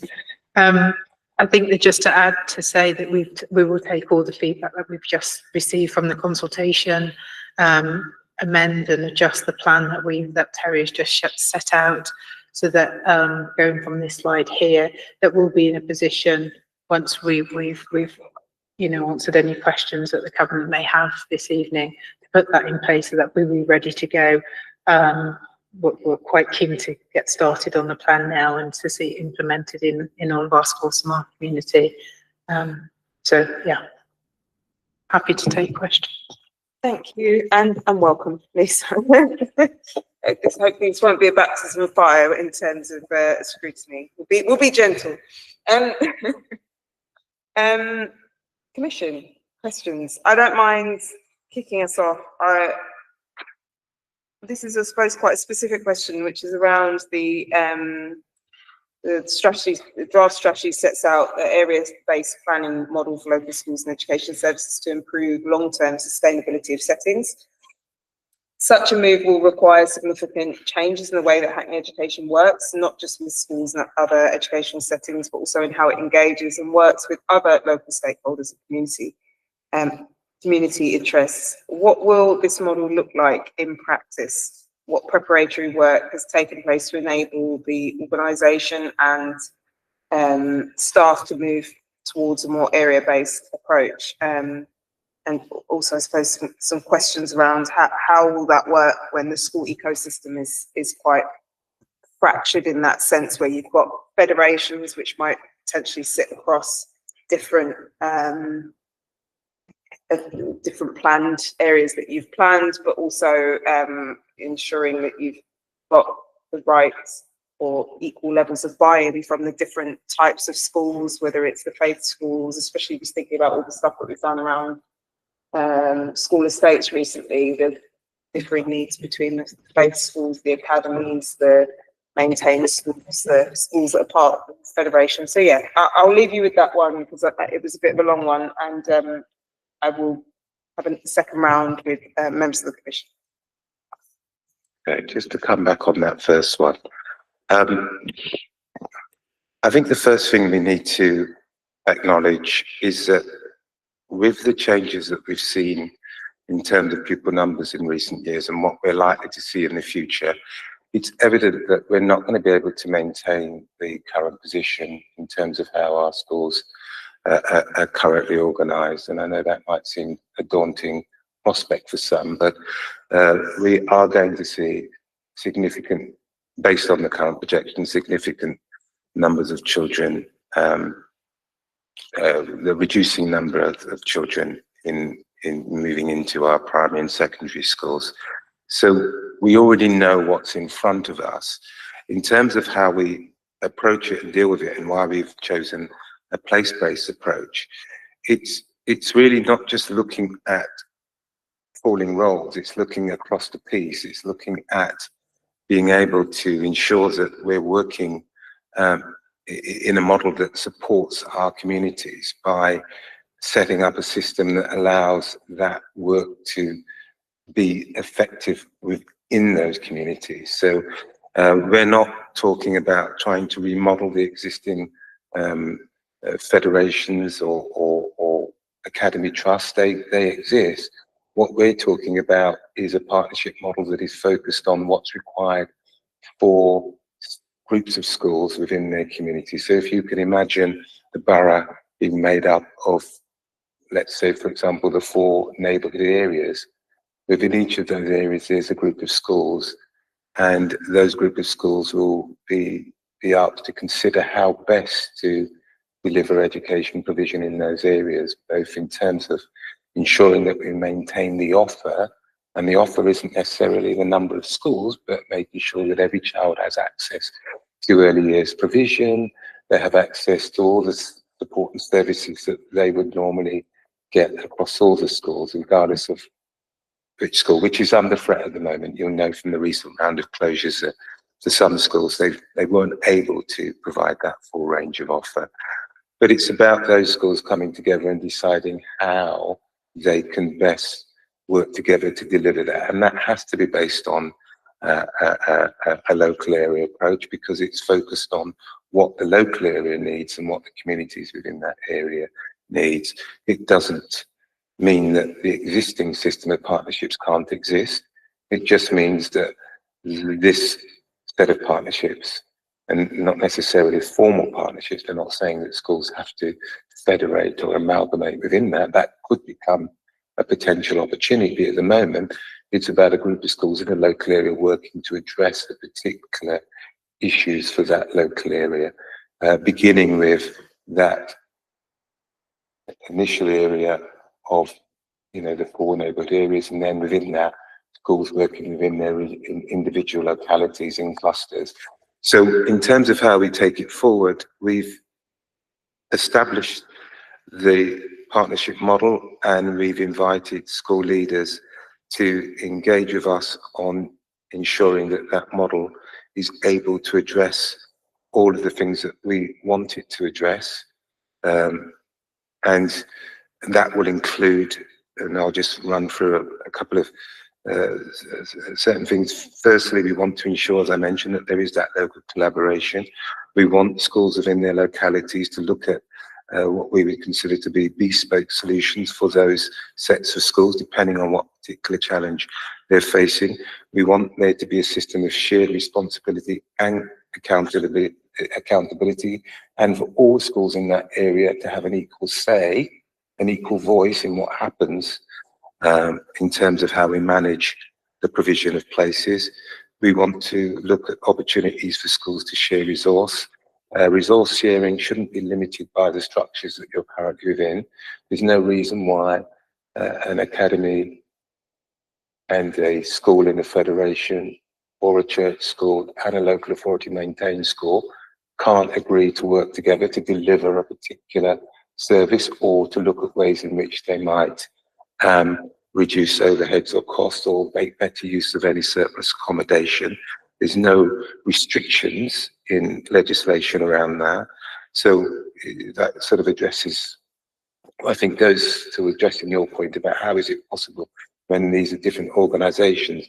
The possibility comes from the fact that they're working for a particular purpose, and that's their community, and not based on how they're organised or structured. And the community needs will be the focus, including how do we make suitable provision for early years, how do we make provision for SEND, what do we do about post-16, where is there a need to ensure that that offer is broad and balanced, and what do we do to address the challenges of falling roles? Did you want to add to that? Not unless the question has. Okay.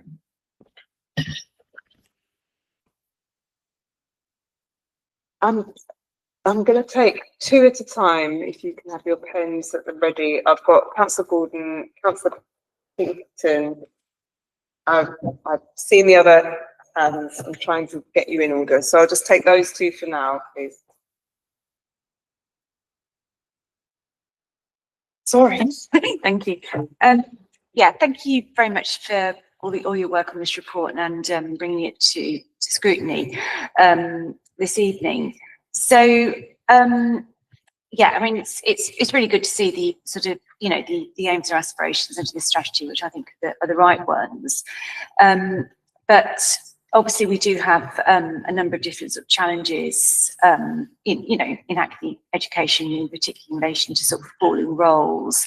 And then we also do, we're also got stubborn disproportionalities in levels of attainment across certain sections of the community, which, and I've been on this commission for more than 10 years, and these figures in terms of Turkish and Afro-Caribbean boys haven't particularly moved in terms of attainment.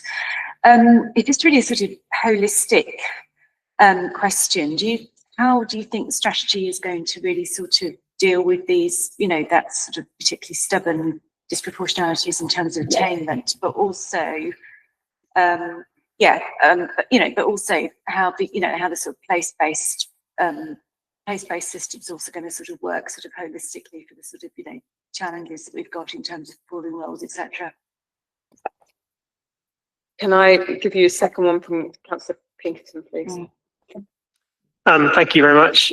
Just to follow up in terms of the working with the secondary schools to help sort of mitigate the kind of follow through or the continuing on of the falling roles. I wondered if you have any thoughts on what additional powers might come with the Children Education and Wellbeing Act in terms of helping local authorities or allowing local authorities to sort of manage, oversee local place planning, particularly in relation to our academies here in Hackney. Thank you.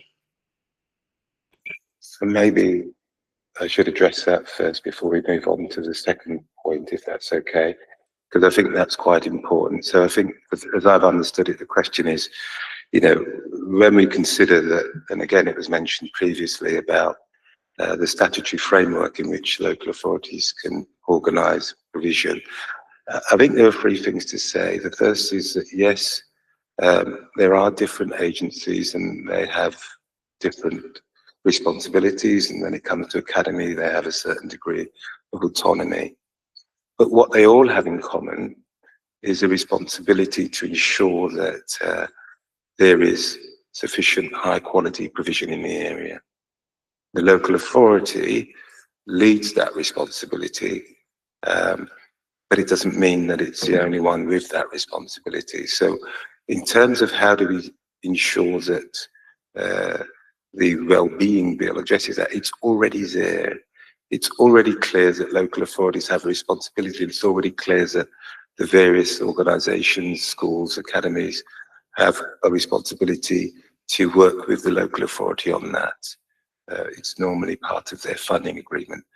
Now, whether the Education Wellbeing Bill will go further to strengthen that, we'll see. But this isn't just about what the statutory framework is, it's about recognising that all settings, and schools in particular, have a responsibility to support local place planning. And you would ask the question, why wouldn't they want to do that? And where it's evident that a school isn't willing or able to do that, then what might the levers be? Well, that would include working with the regional director who's responsible for academies to ensure that the system can be joined up, and because that's part of the regional director's responsibility. So I accept that at the moment, it might appear that there is this fragmented system, and to a degree there is, but there's also opportunities within the system it is to build those partnerships. And it's also acknowledged that where that might become difficult at times, or where that might have some obstacles, there's the opportunity through the regional director, through the DFE, to make sure that that collaboration works. And we'll see what the Wellbeing Bill does, if anything, to reinforce that situation. So if I address the first question, so you would have heard from the strategy that Terry has shared around the locality-based model of what we want to move forward.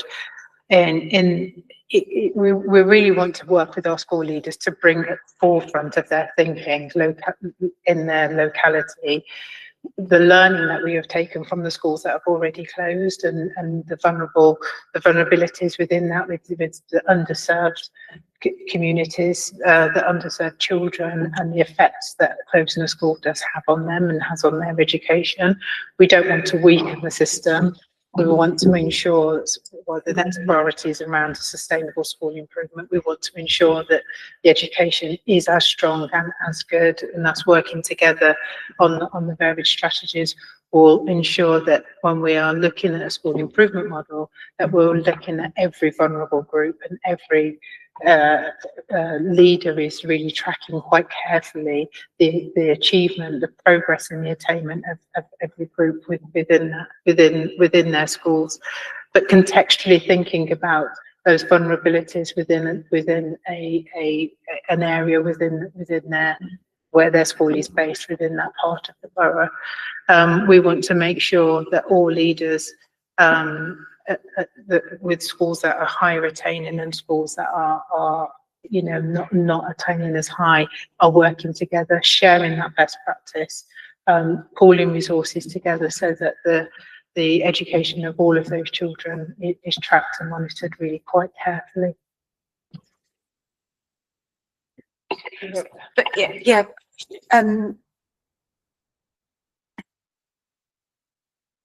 Very briefly, because I just follow up on that. In that, I think my question was specifically really about disparities in attainment, you know, for particular groups, and this has been a really stubborn disparity in attainment in Hackney for a long time. I've been on this commission for more than 10 years. I just really want to, I suppose, know how is this strategy going to operate differently from the many different initiatives that have been tried before, you know, in order to give these children a fair chance. So I'm talking about, you know, the lower attainment, very stubborn lower attainment of Turkish and Afro-Caribbean boys particularly. I mean, there obviously are other communities, Gypsy and traveller communities as well. So how's this going to work differently? Right, I think, I mean, you're right, we're all thinking about the same things within school improvement.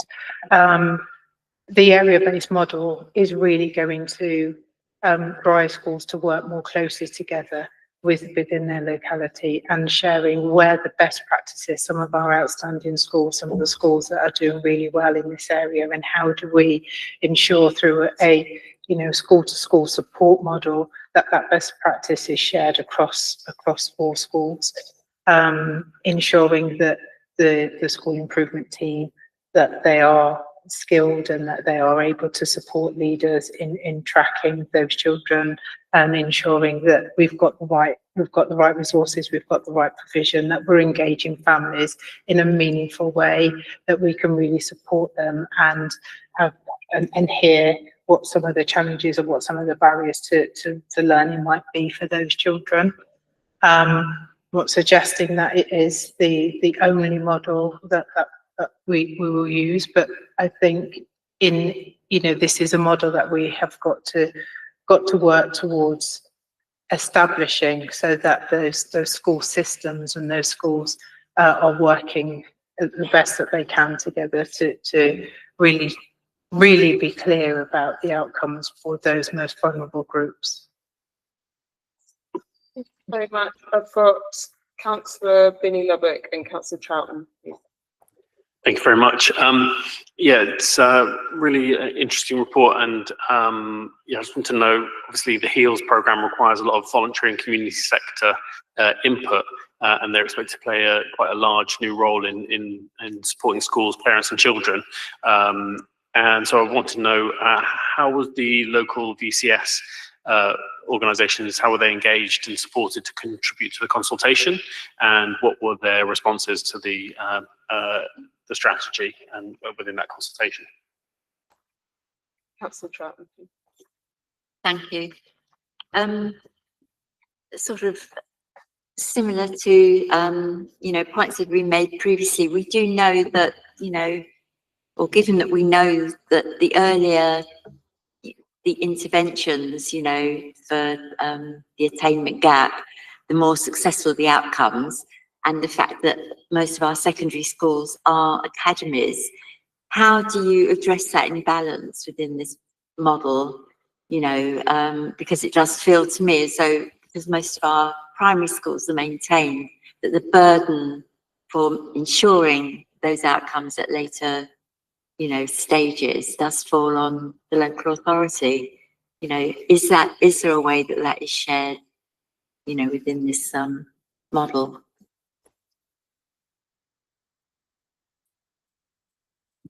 Forgive me, can I just clarify?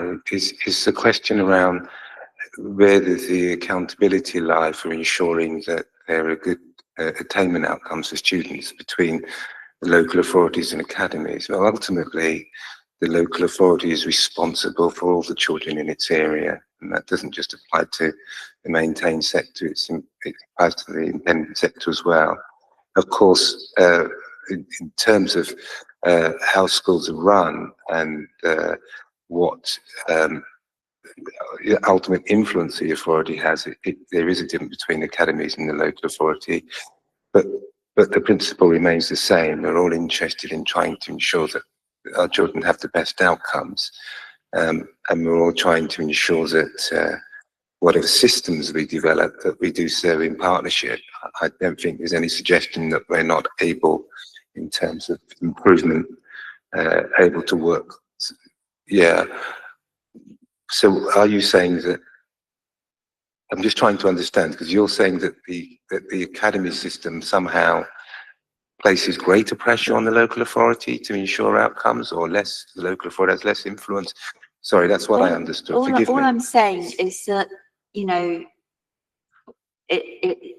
it's acknowledged that the earlier you intervene, the easier, the more successful the outcome will be at a later stage.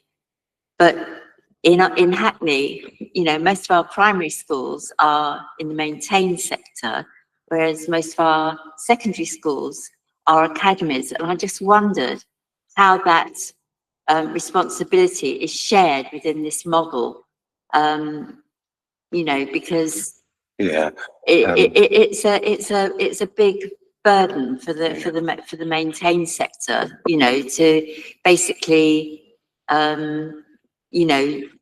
deliver high attaining pupils, at Key Stage 3, without having to put in all the extra support at the early stages. Does that make sense? I think it does. I think what I was saying was that this plan isn't a strategic plan for the local authority and its maintained school. It's a strategic plan for all the schools and settings in the borough. Well, they contribute to it by sharing that responsibility and accountability.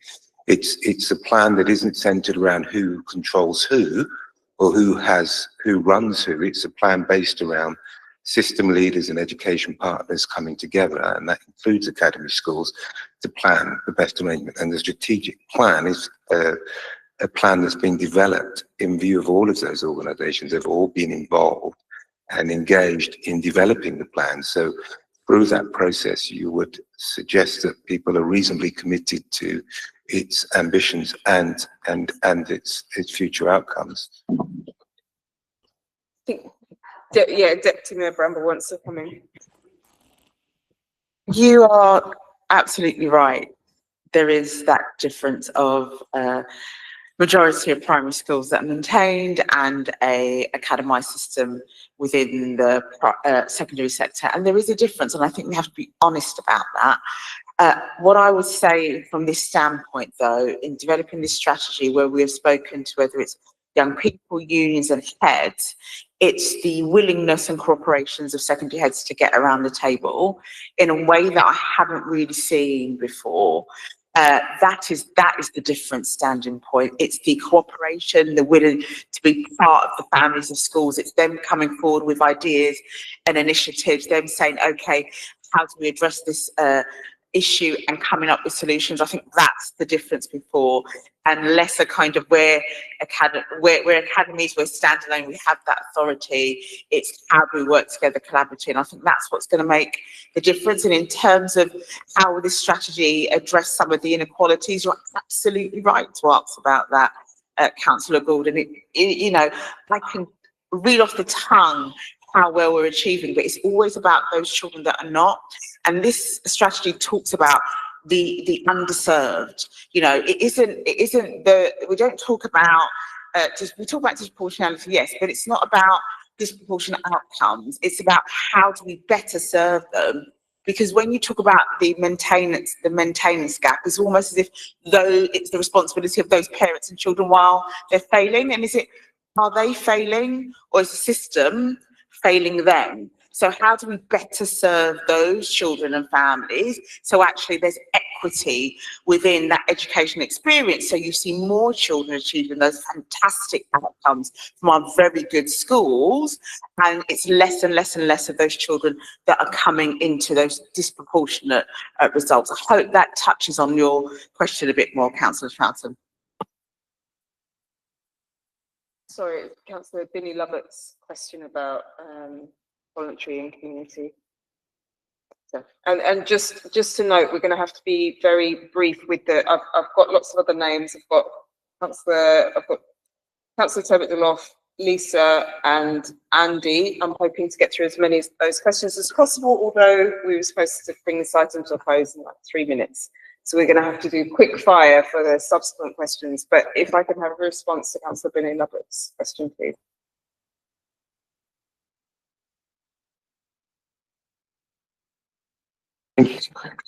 I think there was one question around how we engage the voluntary sector. Was it across the strategic plan, or was it specific heels? It was specifically around heels, but it could be across the strategic plan as well. I'm just wondering about within that consultation, were any of them sort of encouraged or assisted to respond? And if so, what were those responses? There's quite an extensive, I don't know if you've seen it in the documentation for this meeting, but there's quite an extensive report. It runs into 80 pages on the consultation exercise and the response, including the individual responses from the various organisations, including the voluntary sector. In the essence of time, what I will do is share the relevant extract from that review, if that's okay. Thank you. Councillor Tevitt-Deloff, and then Lisa, and then Andy. I'll take it in three again, please. Thank you, Chair. Oh, Just on that point, Councillor Lubbock, even before the consultation, myself and Jason were in Parliament with Diane Abbott, Right Honourable Diane Abbott, one of our local MPs, talking about an inclusion roundtable, and we've been working with the voluntary sector about what does our engagement with them look like. So as the consultation was going on, one of the things that we've been doing is meeting with the voluntary sector councillor and talking about how we develop a framework where we really utilise those community groups and think about what does that look like if you come and do a piece of work for us. Because what happens is the voluntary sector often meet with those children and families when those children are at a critical point, a lot sooner than we know as a local authority. By the time sometimes we know about it, it's very critical. So it's using that relationship that the community sector has a lot sooner, and they're helping us develop a framework that allows us to do that with them. Thank you. Thank you. Councillor Tevitt-Deloff.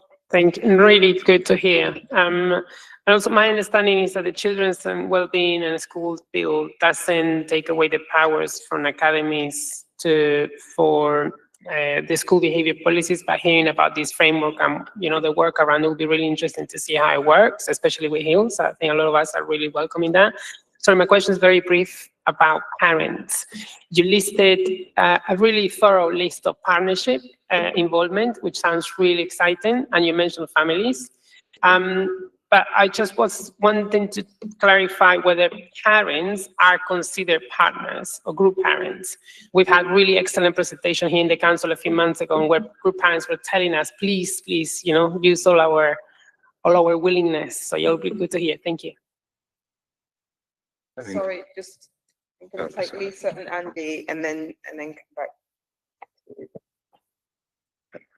So I've been governor in Hackney for over 25 years. So I've been around Hackney Education, the Learning Trust for that, Hackney Education for a very long time. And there have been area plans before that's sort of similar to this about 10 years ago, I want to say. They put all the schools in their geographical areas. And one of the reasons why it didn't work is because geographical areas in Hackney don't all have the same community or the same kind of things. There'll be a middle-class area where they'll all send their children to one school, and there'll be an estate where they'll all send their children to another school. And although the schools work together, it didn't quite work to improve the schools that needed improving. So how is this going to be different? I think And this. sorry, lastly, just going to take Andy's question. Sorry, I know I'm pushing it, but with respect to the time. Okay, thank you very much, Chair. We're very well aware that some of the biggest challenges schools are facing now involve high needs, SCN, and falling roles. My question is, to what extent can the area-based model, through the shared resources and services that you talk about, prevent, mitigate further closures over the next 3 to 5 years, given those challenges of falling roles and rising SCN costs? And what scenario quantifies the savings and sort of resilience of that model?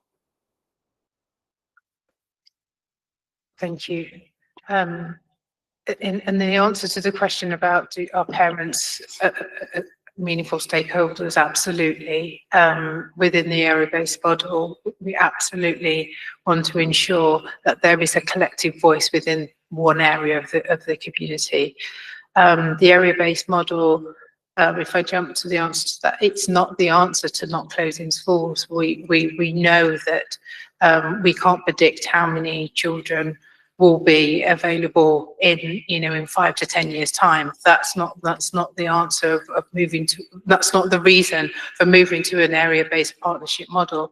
We really want to make sure that if the inevitable does happen, that there are decisions that we have to make about schools, that is made in collaboration with every single stakeholder within that part of the borough, absolutely making sure that the underserved community, that as already been shared, has an equal voice as any other, and that we have a localized knowledge that has been built up by all school leaders, community leaders, governors, parents, so that when we are thinking about not just school improvement, but when we're thinking about sustainability and we're thinking about what is the future for this community, that there is a real sense of collective involvement and shared responsibility to ensure that every single child is thought about in the next decisions that have to be made. And I think to answer your question about area-based partnership models that have been tried before and have not been successful in Hackney, well, I would imagine that they would have been in a very different context, and they would have been based around school improvement. I think Hackney, all those years ago, was struggling to address standards. This approach is very much focused on ensuring that we sustain a high quality offer of education. We know that all of our schools are good or outstanding, and we know that we want to keep them that way. But we also know that that becomes very difficult, and it can become very divisive if the way in which the system works impacts on those who are most vulnerable. There is some data that we'll share with you at a later stage that analyses the impact of the recent round of school closures on certain sections of our community. And we fully understand from that that there is a need going forward to have a different approach. The reason why we've chosen a place-based approach and why we're focused on our communities and their particular needs, it means that we're acknowledging that, as you say, across the borough, the circumstances and the needs of our communities are different, and some require a different set of measures to address them, whether that's around addressing issues around attainment, whether it's around addressing issues that impact families because of the lack of social housing, whether it's about addressing issues that impact families because of their socioeconomic circumstances. It is different, but it's also evident that it gives schools the opportunity to look specifically at what is affecting the children and families in their area, and to establish approaches collectively that addresses that with the local authority support. This is very much around a school-led system shaped by the local authority. So I think in terms of the challenge and in terms of how we want to address it, we really want to begin that work with our schools in their communities, for their communities. And I think that model is quite different from the approach that might have been taken at previous times under a different set of circumstances. We know we've got good schools, we want to maintain them, we want to maintain them in such a way that we ensure that we protect those who are most vulnerable or underserved in our borough. I think Deputy Mayor Brabble wants to come in. I've also got a follow-up from, I also have a follow-up, which more of a statement, but. Thank you, Chair. So just to build on some of the points that Terry made, Lisa, thank you for your 25 years of service. I feel like it should be a celebratory service. You've been phenomenal, and all the people won't know, but you've done some work and led schools forum, so really appreciate that. How and why is it different? It's based on existing area models. I don't know how frustrating it is for you, but it has been for me. When you're in a room, everybody has a brainchild idea and they almost go back to the drawing board. This is what an area plan is going to look like. This is what an area-based model is going to look like. And what Hackney Education done is made sure that the existing hubs, the existing area models is placing the schools in that context, so we're not starting afresh. So hopefully that's strengthening, so it should be a bit different. Councillor Turbot Deloff, I think I said in my opening, actually I did, I said the two principles that underlined the strategy was our anti-racist work and our commitment to parents and carers. And I didn't get to mention before when I mentioned about the roundtable, but thank you, because I know you supported one of the parents that attended that roundtable. So thank you for your support on that. Lisa's right. The area-based model won't mitigate school closures, but what it does is it strengthens the system. And one of the things we want to strengthen for our teachers as well is signposting and scaffolding, and basically, you know, how do head teachers make referrals at the right time and in the quickest way? Head teachers contact me, not just for full visits. They will say, I've got a parent that's going to be going into temporary accommodation. What does that look like? Head teachers can always come to me, but actually we need a better system in place for head teachers so that actually that they know where to go and how to get the right support at the right time. And we just want to improve that. You know, if they contact me, my officers, they'll always get an answer. But how do we use that area-based model where we have professionals in that place to have better pathways for head teachers to get the referrals and get the information they need? Thank you so much, Chair. Councillor Finney-Lovett, please.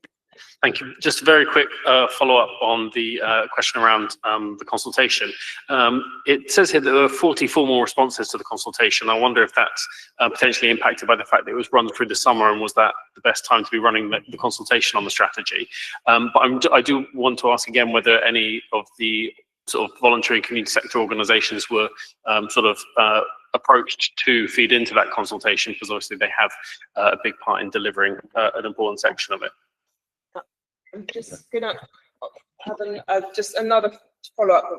It's more of a statement. It's around what Lisa was saying, which I think is quite a complex thing in terms of we can have our areas, but Hackney has its own areas that are determined by the people that live here.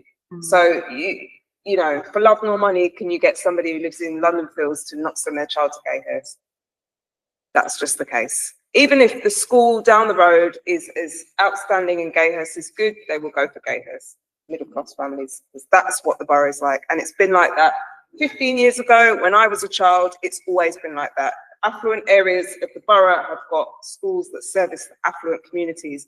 And whilst I acknowledge that all of our schools have improved significantly to the extent where they're delivering really good outcomes for all of our children, what we've seen with the school closures is that they will never, how many times have I said this as a commission, it will never happen to Gayhurst, it will never happen to Millfields, it will never happen to those key schools in the borough.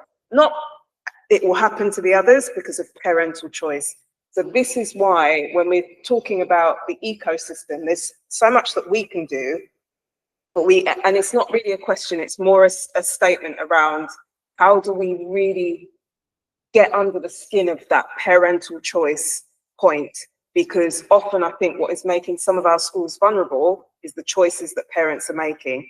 That some schools will always remain full to the brim, and other schools are the ones that are losing children in year because vacancies come up in these other schools. That is a far more complex one to manage, because parental choice is a really important one to manage. Sorry, Lisa.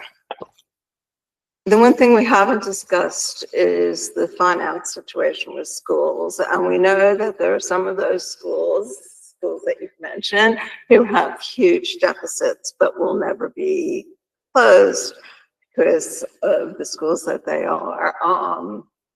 And I'm wondering how this addresses the issues of the schools that still have huge deficits. Firstly, I'm going to politely correct you. We don't have lots of schools with huge deficits.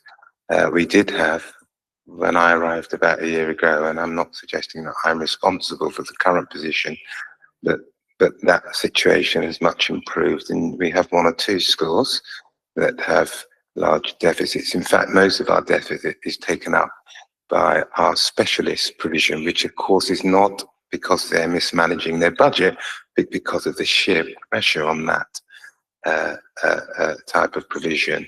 In terms of our mainstream schools, the situation is much improved. And there are a couple of things I want to address, even though I appreciate it was a statement, and it was a very valid and realistic statement. But if we work on the principle that school organisation is based around, you know, the schools that are oversubscribed or based around parental preference, then we're not really going to address some of these challenges. Yes, I know that schools that have the highest deficits and the lowest roles are at the greatest risk, but they still have communities that they have to serve. And we have to ensure that we've got a system that, as far as possible, protects those communities. And the notion that, you know, we won't close schools or reorganize schools that are oversubscribed because they're popular is one I want to dispel here and now, because it's not about how successful or how popular a school is. It's about making sure that we've got the right provision in the right place for those people that have the greatest need, and ensuring that that is an equitable process. And at the moment, I fully accept that the way this is playing out is that only the schools that are dealing with the most difficult sets of circumstances are the ones that are at risk. Under this system, we're looking at schools across an area, and we're looking at protecting the needs and interest of all the people within that area. And that doesn't necessarily follow that if we have to reorganize schools to reduce surplus places, that would mean we would necessarily close the school that's got the lowest roll or the highest deficit, because that might not be in the best interest of the needs of that local area. So I'm losing track now. What's your follow-up answer, Councillor Finney-Lubbock? Got Councillor Finney-Lubbock's follow-up, and I think Andy's question in part has been responded to, which was about pulling school roles and whether this area. Yeah. I don't know if Deputy Mayor Bramble had answered Andy's question.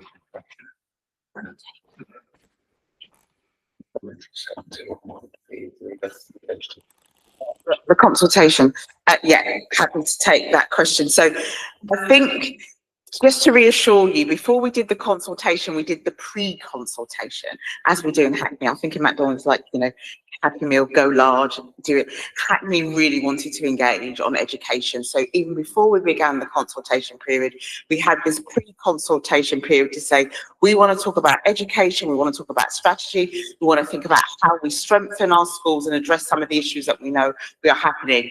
As a result of that, that engagement piece, including councillors and the community groups, shaped the consultation itself. We had a really good response on the pre-consultation, and I think that impacted people engaging within the consultation because people felt they had their say. I too raised with officers, well, it's in school time, within the holiday period, but because we had the pre-consultation, then the consultation, and then we had drop-ins with community groups. So it was with the voluntary sector, it was with councillors, it was with head teachers. We had one with parents. We had drop-ins at schools. We had drop-ins at community group centres. So we really went and took the consultation out to people to ensure that there was the highest number of impact. So hopefully that gives you some reassurance. Absolutely, Councillor Conway, I concur. I've always, like you, believed that parental choice does have an impact, and how do we ensure that, irrespective to parental choice, that we strengthen the system. And I think Terry began to tease out some of the things that we're doing differently about the criteria that we're using, the approach to kind of mitigate some of that. So irrespective of parental choice, we're having better equity across the system. And I think, again, you touched on finance. It isn't just schools with falling roles and those that are in deficit that we're looking at, is looking at every school, all children, and ensuring that we're making the best decisions for all children at every stage of the way through that new strengthened area-based model. Thank you, Chair. Hope that was swift. We covered everything now. Was your question answered, Andy? I think it was. I think partially, but I'm happy to take it outside at some other point. The point I was making was, I know that the part of the reason for this is to try to share resources, share expertise, and all of that. And like I say, SEN is a significant part of the stresses for secondary schools. So I'm just wondering if within that area-based model, if that will alleviate some of those stresses, which will in turn help to support students in some of their financial, challenges that they face now. And has that been sort of costed, quantified, the extent to which that may alleviate some of the pressures? Deputy Mayor Bramble will add some further points, but I just want to clarify that when I talked about this area place-based partnership approach, it's not just about how we make best use of available resources. It's also about how we make best use of some of that leadership that we know exists, some of that systemic thinking that we've got, because school leaders are a really good resource to develop in terms of trying to resolve some of the challenges. And, there is no blueprint for this. If we're dealing with an issue within a particular area, it doesn't necessarily mean that the response is going to be a sort of standard across the borough, because it will apply to different areas depending on their circumstances. And in terms of SEND, there may be a view that a group of schools within the area decide that they want to, for example, increase the resource provision for SEND in a particular area. And they might decide that rather than that provision being delivered out of one school, that they might decide that they would like opportunity to secure a site where they can, if you like, take a hub and spoke approach that is delivering